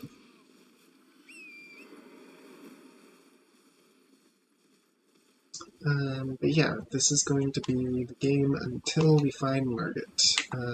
Or until we find our two weapons. Then I am actually going to do Kenneth's request and beat the guy in Castle Storm. Nope. In Fort Height West.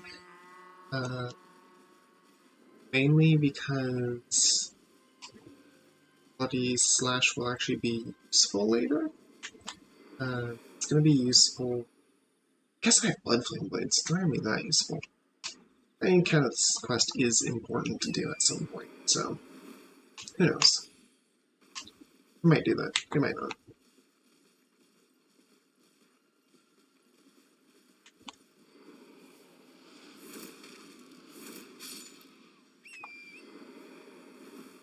But how do you not notice me? There we go. Great, raw fruit. That's exactly what I want. Not at all a noble slender sword or something like that.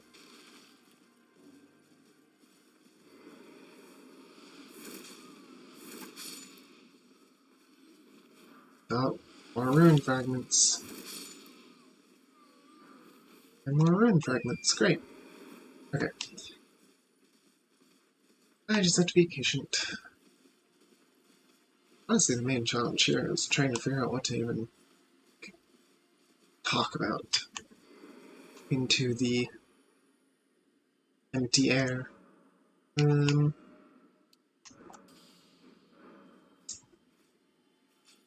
Because this is a lot of repetition. But yeah, I don't know. I think I just like the idea of this, like, kind of. She's almost a sword mage in a way. But like, not someone who's using the sword. Because they are called sorceries in this game too. She's not using like the sword sorceries like carrying Piercer or carrying Greatsword. Can you not see me? I can. It's not that kind of sword sorcery. She is a sword buff sorcerer. Okay. Yes, I hear you. Shush.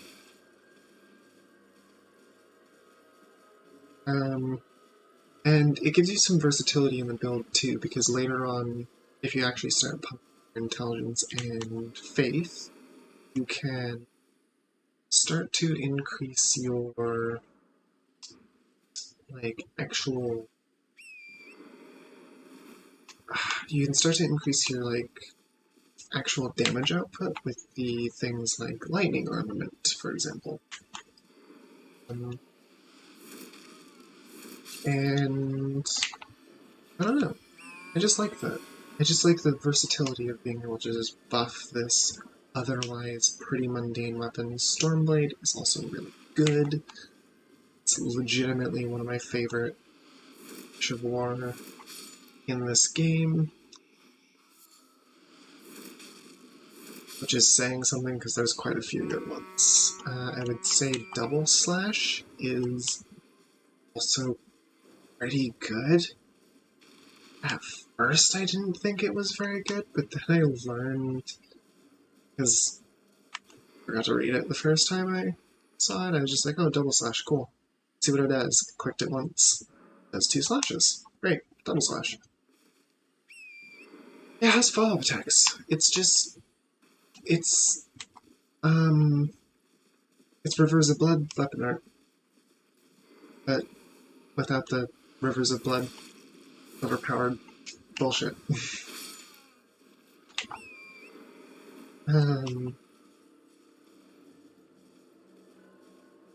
You could absolutely put bleed on it and still make it really strong, but you can't be like at a kind of safe range to use it. Oh, there comes the horn. Cool. Oh, fruit. Josh.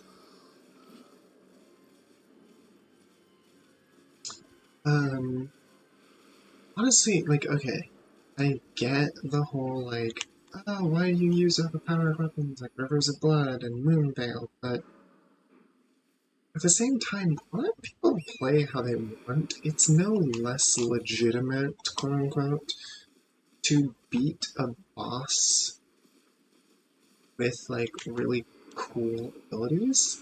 A lot of these bosses kind of want you to be using those overpowered abilities. Like, the game almost seems to be made with the overpowered abilities in mind.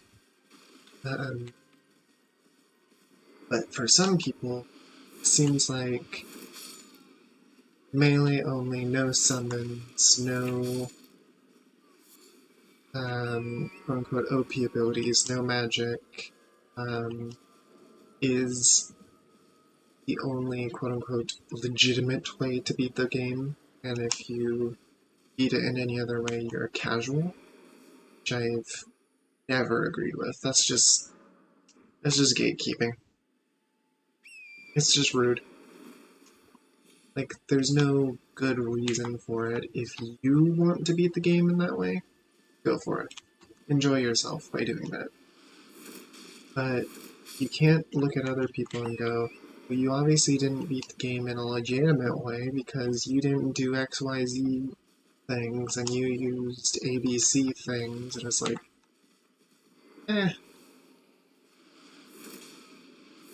that's just gatekeeping. There's a bunch of people like that in a lot of games, unfortunately. Like I was talking about on the Minecraft stream, like I joined in Path of Exile for the first time in, like, literally years. I've unlocked the Scions, so I've beaten the entire game before. It's a fun game. Fun enough, at least. It's kind of... I don't know. I'm gonna play it again. It's kind of boring. Admittedly.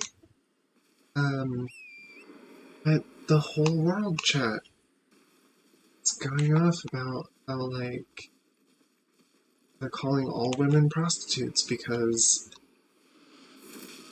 like, if the man pays for the date, then obviously he's paying for a prostitute kind of thing, where you're like, no, that's just sexist. Why are there so many sexist gamers? Well, I guess there's just a lot of sexist people in the world, unfortunately. And we're seeing in the US right now. It is very unfortunate.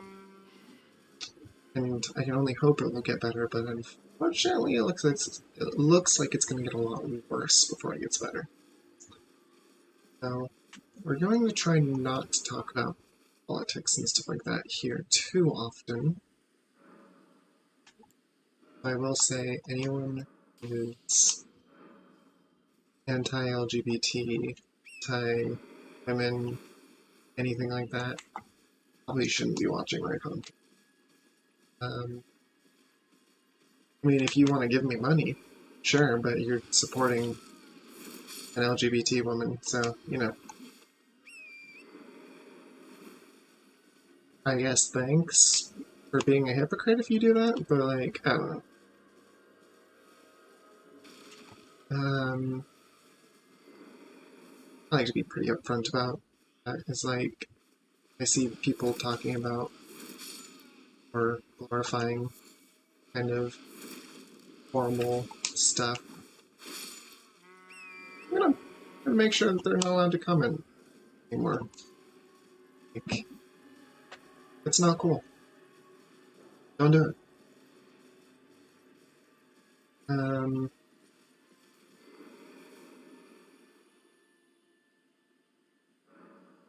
So we can now see, back on track to the game, that this sword has a horrible low drop rate. I think last time I actually did get it second as well. I think it legitimately does have a lower drop rate than the S-Stock.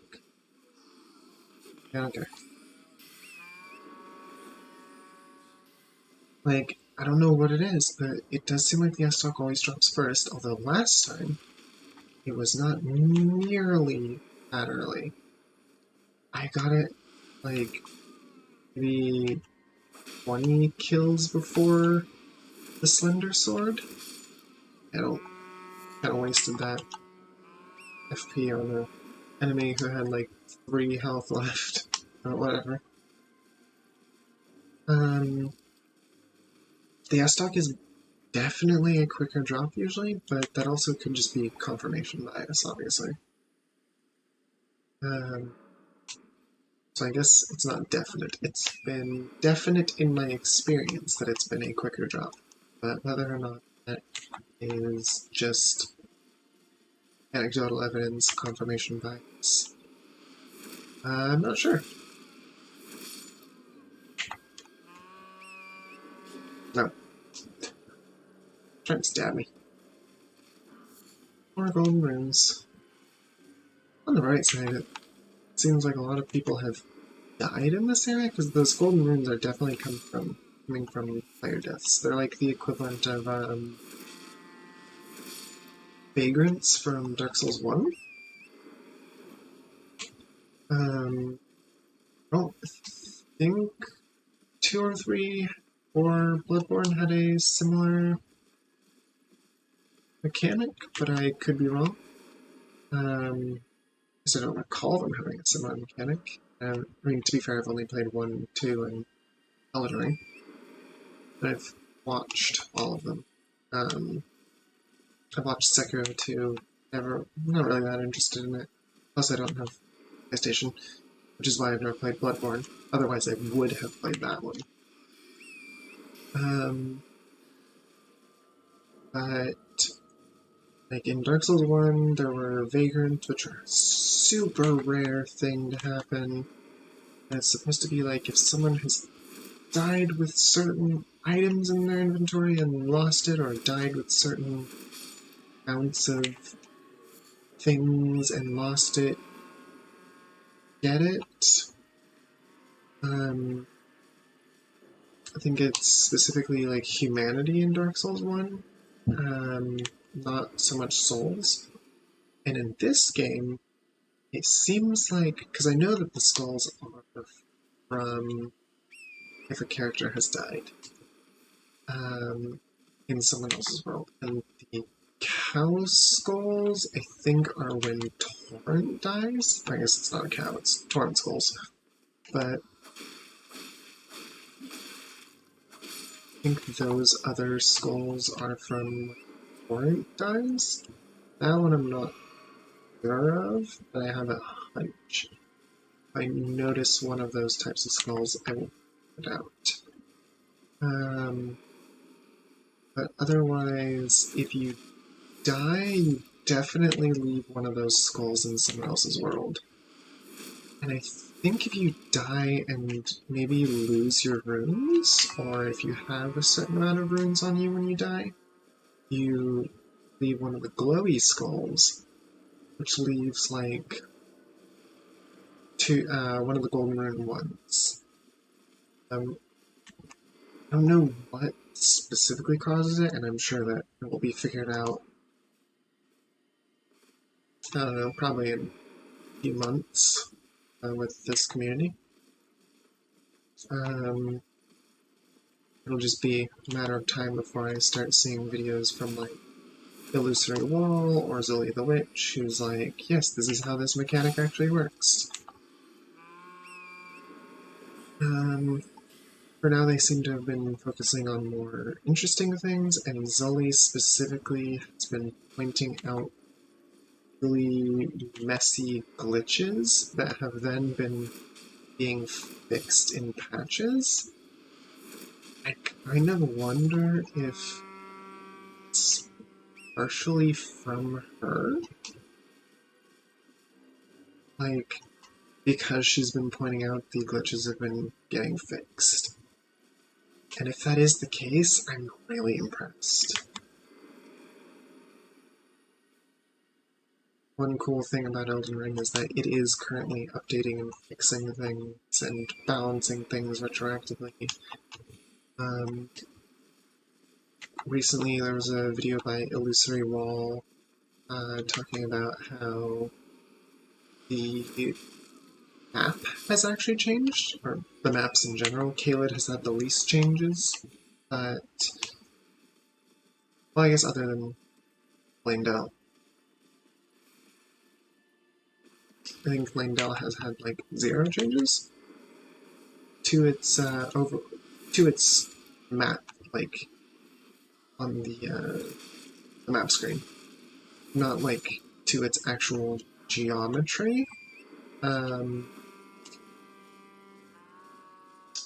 But it's had quite a bit of changes in general, like certain things have been removed and cleaned up, and I never noticed it before, and I wasn't playing during, like, I think I joined a little bit after 1.2, but there was like a bit of land somewhere over here that had like a fishtail on it. And there was like a little speck around here somewhere that got removed.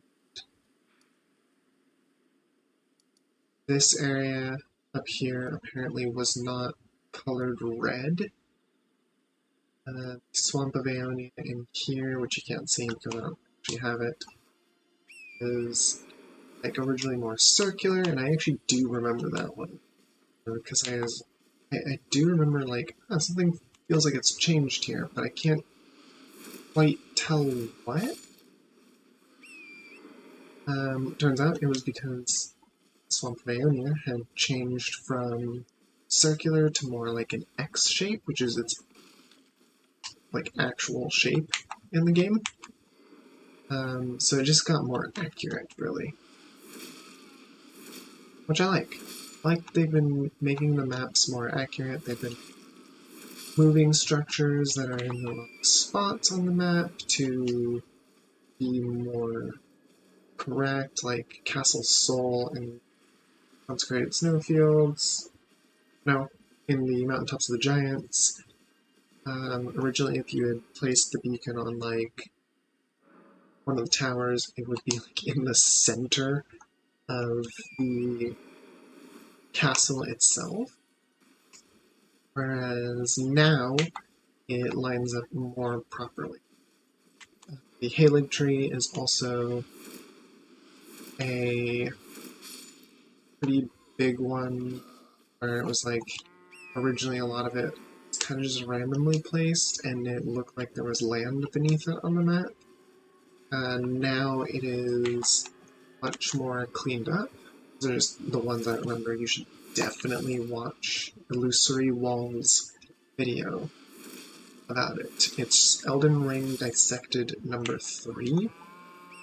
Number 1 and 2 are both about fall damage, and number 2 talks a little bit about glitches in fall damage, and in falling, and stuff like that.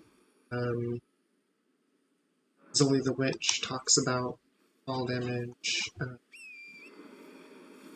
talks about all sorts of different things. She's been mainly bringing up glitches, like the giant... Get back here.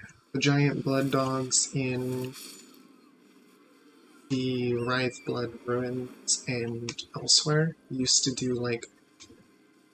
They had a glitched hitbox where they would attack, and every frame they went through your character or your shield is counted as a single hit. And they would do this sweeping attack that would pass through your character for like 30 or 40 frames. So you would get hit 30 or 40 times and just instantly die, no matter how high your vigor was.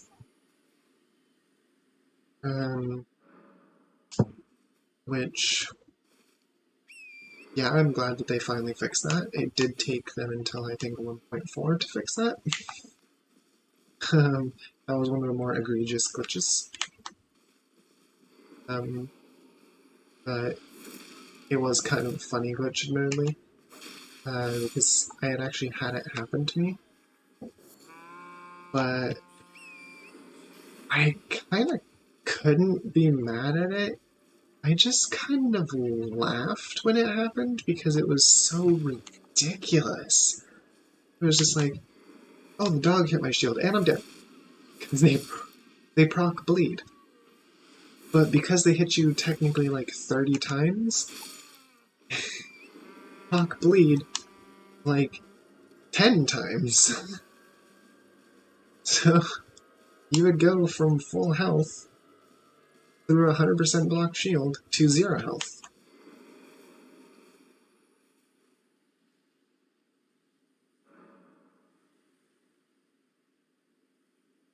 I had to take a drink. It was just such a ridiculous glitch that you're kind of like, how did this exist in the first place? Like it was just so funny that it happened. I do recall the invader up there is one of the more annoying invaders, because it's a Sanguine Noble who uses dual Reduvias, which is just rude. Like, Reduvia is already kind of strong. You didn't need to give him 2. And his strong attack seems to break shields, which was not cool. Gimme. Hold on. I just want the Slender Sword.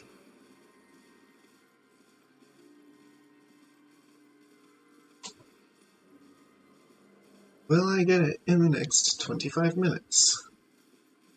No idea. So I'll have to find out.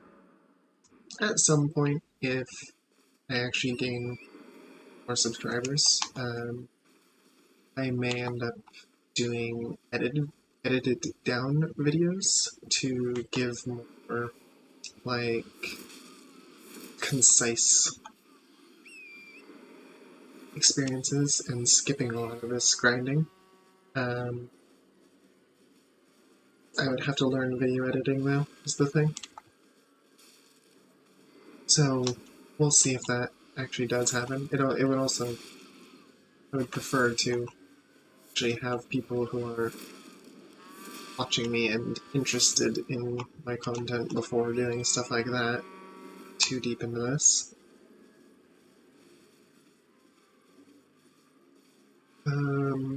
Hopefully I'll have a few subscribers before too long, if YouTube decides to actually promote my videos.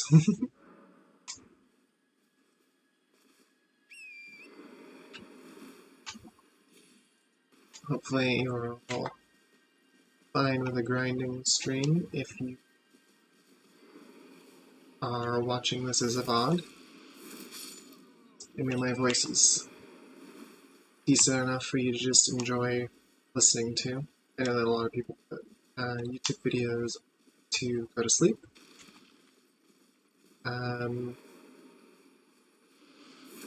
I would absolutely be flattered if someone did that. Plus it also gives me views, so obviously, like, do that. Oh. The iframes stopped him from hitting me.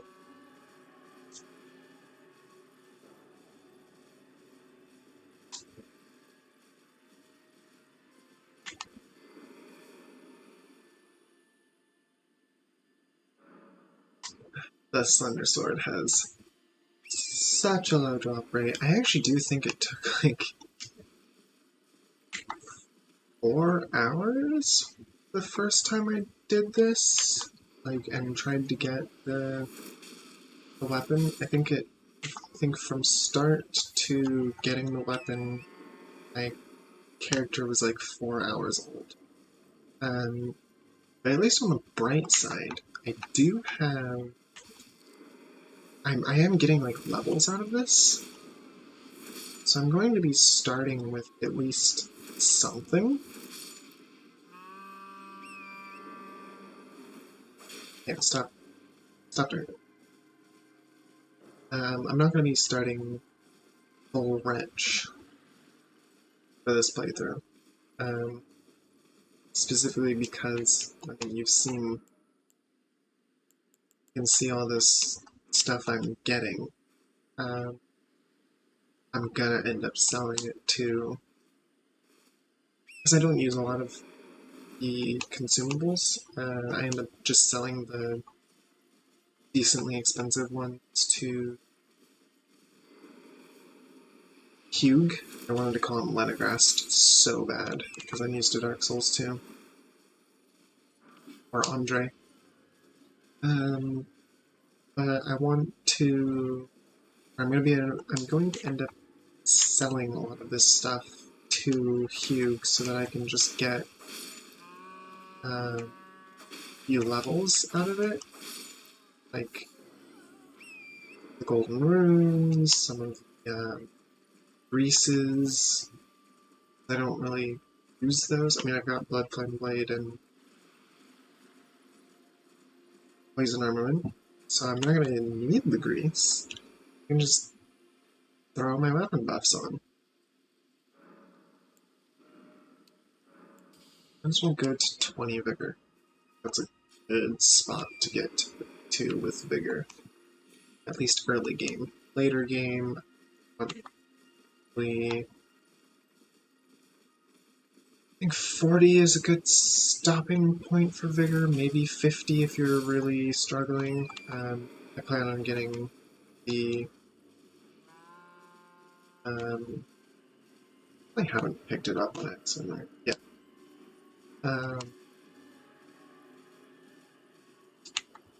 I'm getting a talisman to boost my defense, to compensate for the fact that I'm not wearing armor.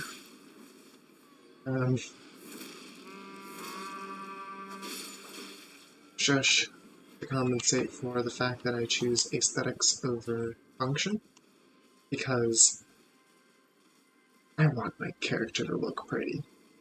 Don't want or care about being overpowered. I just use what's fun and what looks good.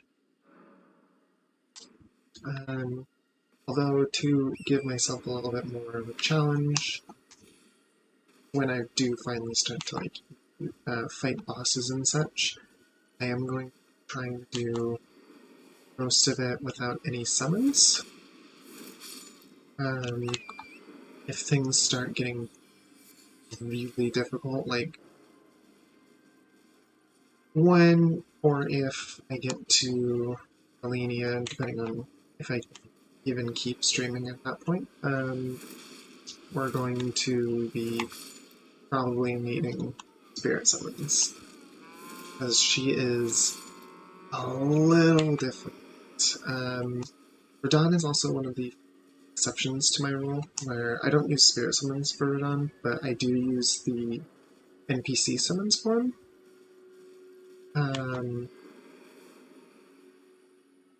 Because it's kind of the way it's supposed to be. Like, the fight is set up to where you are encouraged to do that.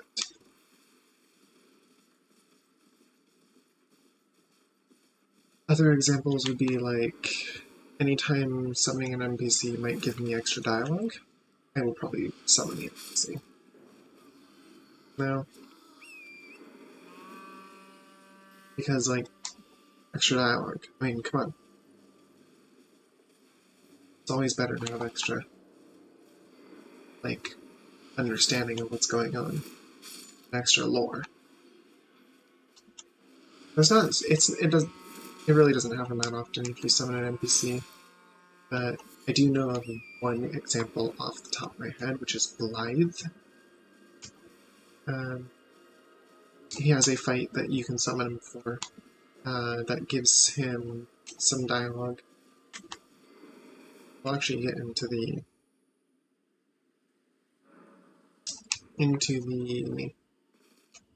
like.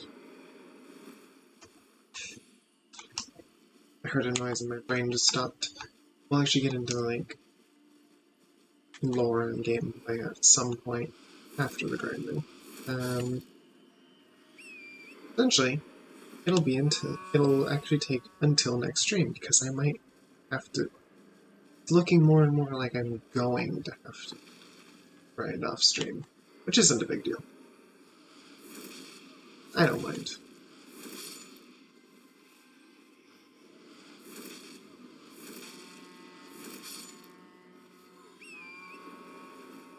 Only 15 minutes left. Feeling I'm not going to be grinding. Although knowing my luck, I'm going to stop the stream, do like 3 more kills, and then it'll drop. And nothing will have actually changed, and it'll just look like, oh, you haven't actually done anything.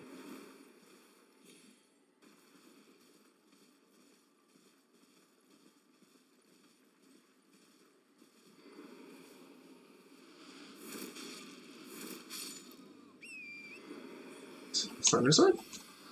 Nope. I'm gonna get hopeful every time I see.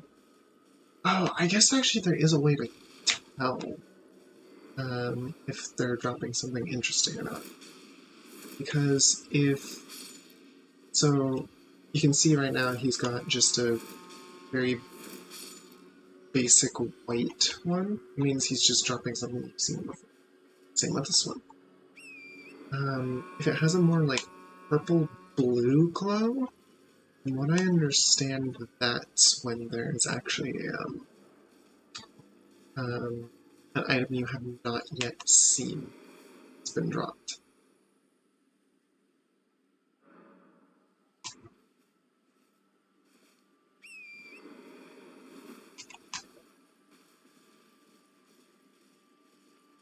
Which I like that they differentiated that. I do wish that they hadn't made a lot of the items you find on basic bodies just like crafting materials. Because when I see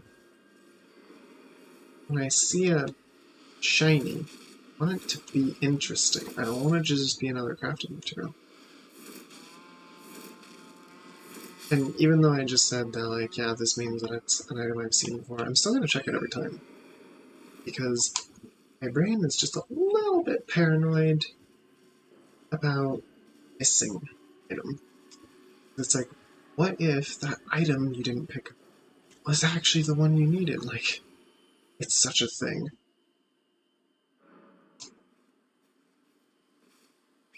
Alright.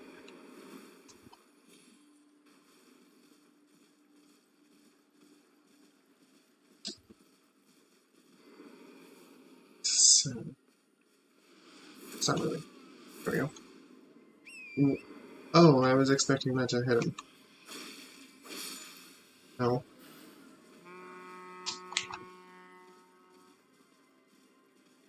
I'm trying to keep an eye out for any of the, I called it a cow skull, but I mean, it's a torrent skull. But I haven't seen any yet. Why? Usually I see at least like 1 or 2. And I think it's specifically when people are riding through these groups and then just, you think you're not gonna get hit much, but then you get hit by like one of them, it staggers you just enough for the rest of them to also hit you, and then you're dismounted and dead.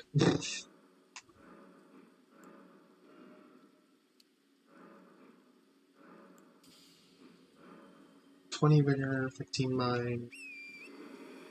It's a good starting before I start leveling into dexterity.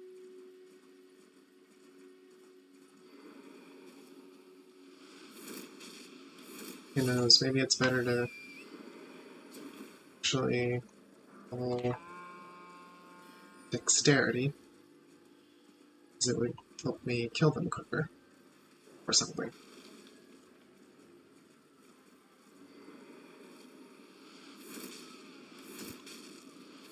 As of right now, do just barely not enough damage to do all of them. I'm actually surprised they haven't been dropping shoes and gloves and hats. Well, the S-Dog ones never dropped the hats.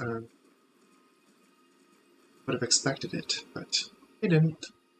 I'm a little surprised at that.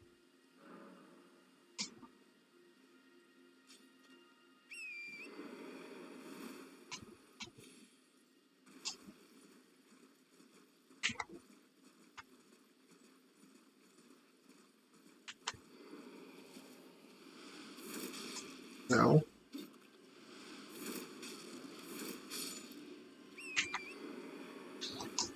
And not yet. I still get that little bit of like, ooh, maybe that's it, even though I know it's not.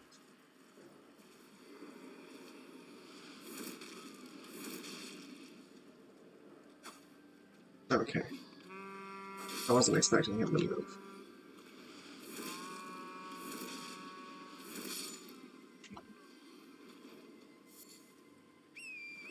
Or herbs.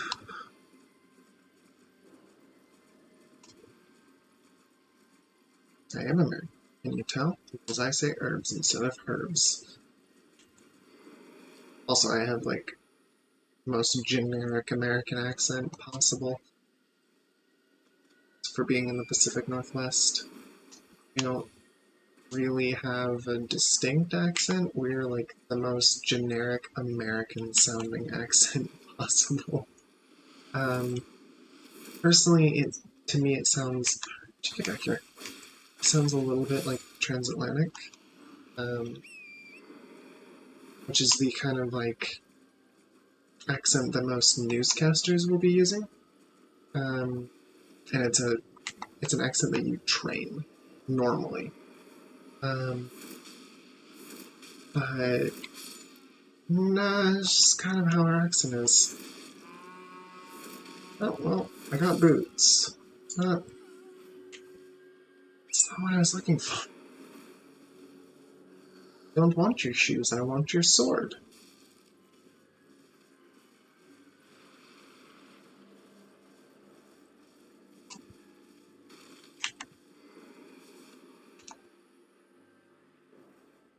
Another build that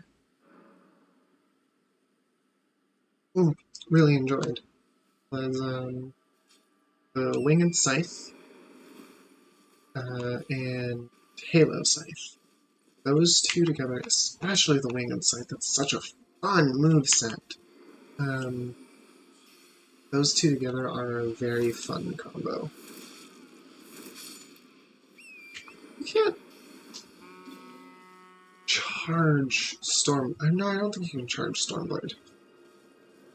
For some reason I was wondering if you...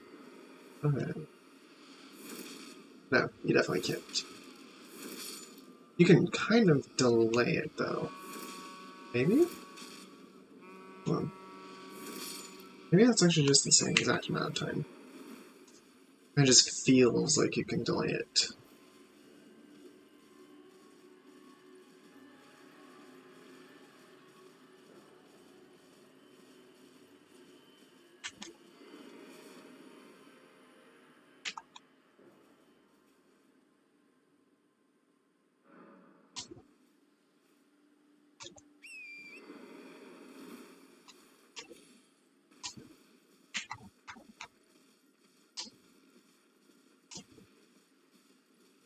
You will drop your sword for me. Nope.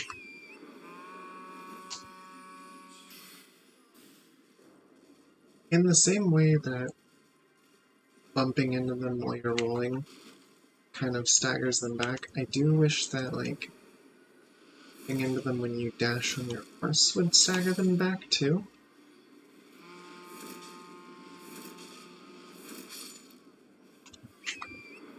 Can you two not?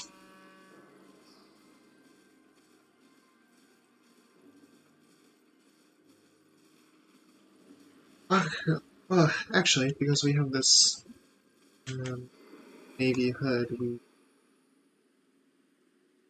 don't need 15 mind, we need 14. Because it's adding 1 to the mind.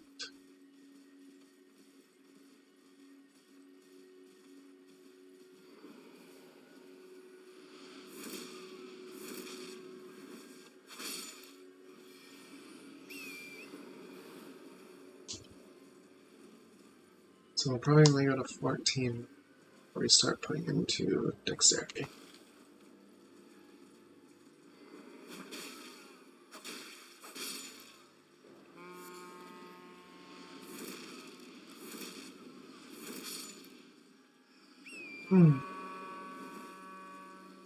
Just drop the sword. That's all I want.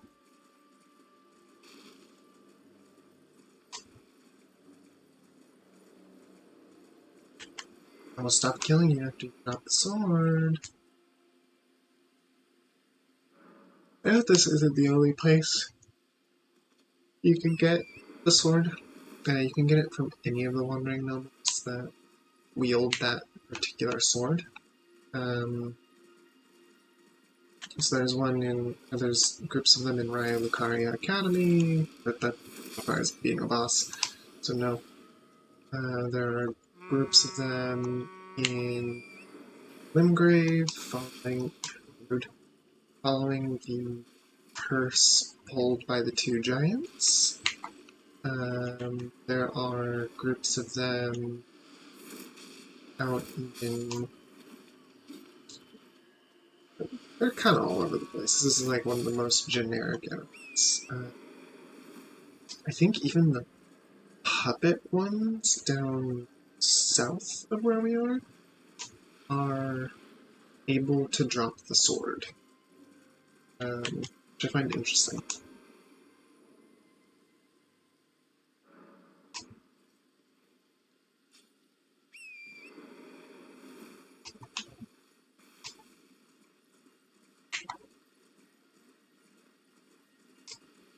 I don't really know why in the earlier video I was being coy about like what build I'm doing and what items I'm getting.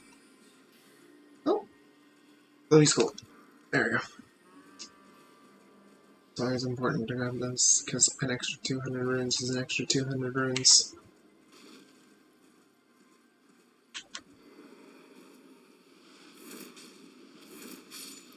Extra money is always good.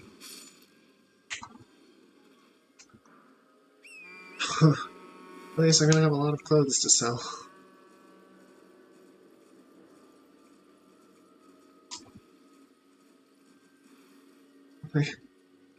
I've been noticing these 2 skulls are stacked on top of each other. Oh, skeleton. For a while, I've noticed that. I just haven't kind of went over and looked at it, but kept noticing it. It's like, that actually hasn't changed at all. I should go look at that just to see what it was like. It looked like they got maybe 2 people died in the same spot, and they just kind of glitched into each other, which is great.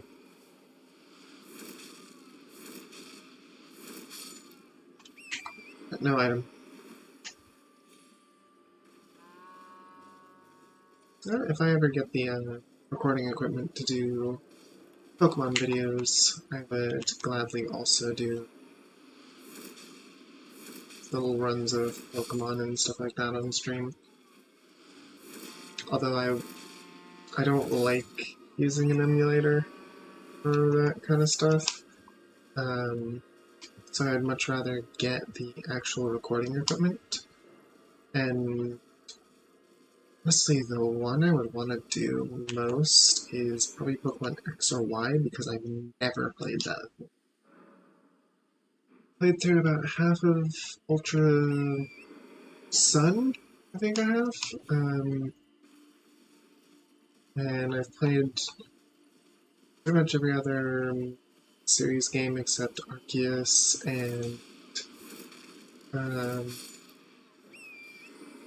I guess Black 2 and White 2 as well. And Sword and Shield. Because honestly, I'm kind of still salty about what Sword and Shield did different. The dex cuts are legitimately enough to make me not play. Well, it's something I've had before.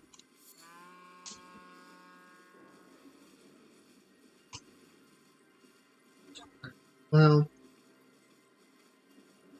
let's do one more level up, and up the stream here and do some... Really? Okay, one more run, and then we'll level up and cut the stream. Because we are like... That was like 30 away? 32 away from being able to level? Might as well just kill 3 of them. Who knows? Maybe it'll be the lucky run.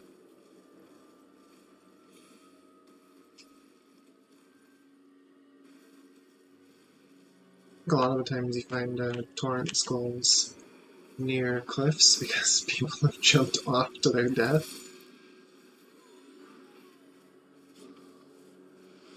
You don't need to blow the horn.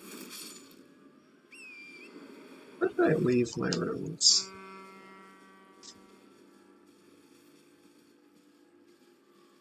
Northeast. Where did I die? Legitimately can't remember.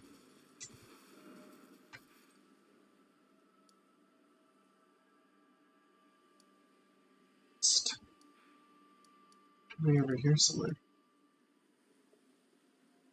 Is it in Caelid? Oh, it's in Caelid. Right, I fell into selling and I was like, perfect. Here we are. Alright. 20 Vigor, 12 Dex, 12 Faith. That's where we will be stopping here. So you'll be able to see exactly how much I've gained next time. If you like the content, please do like and subscribe. It helps out the channel.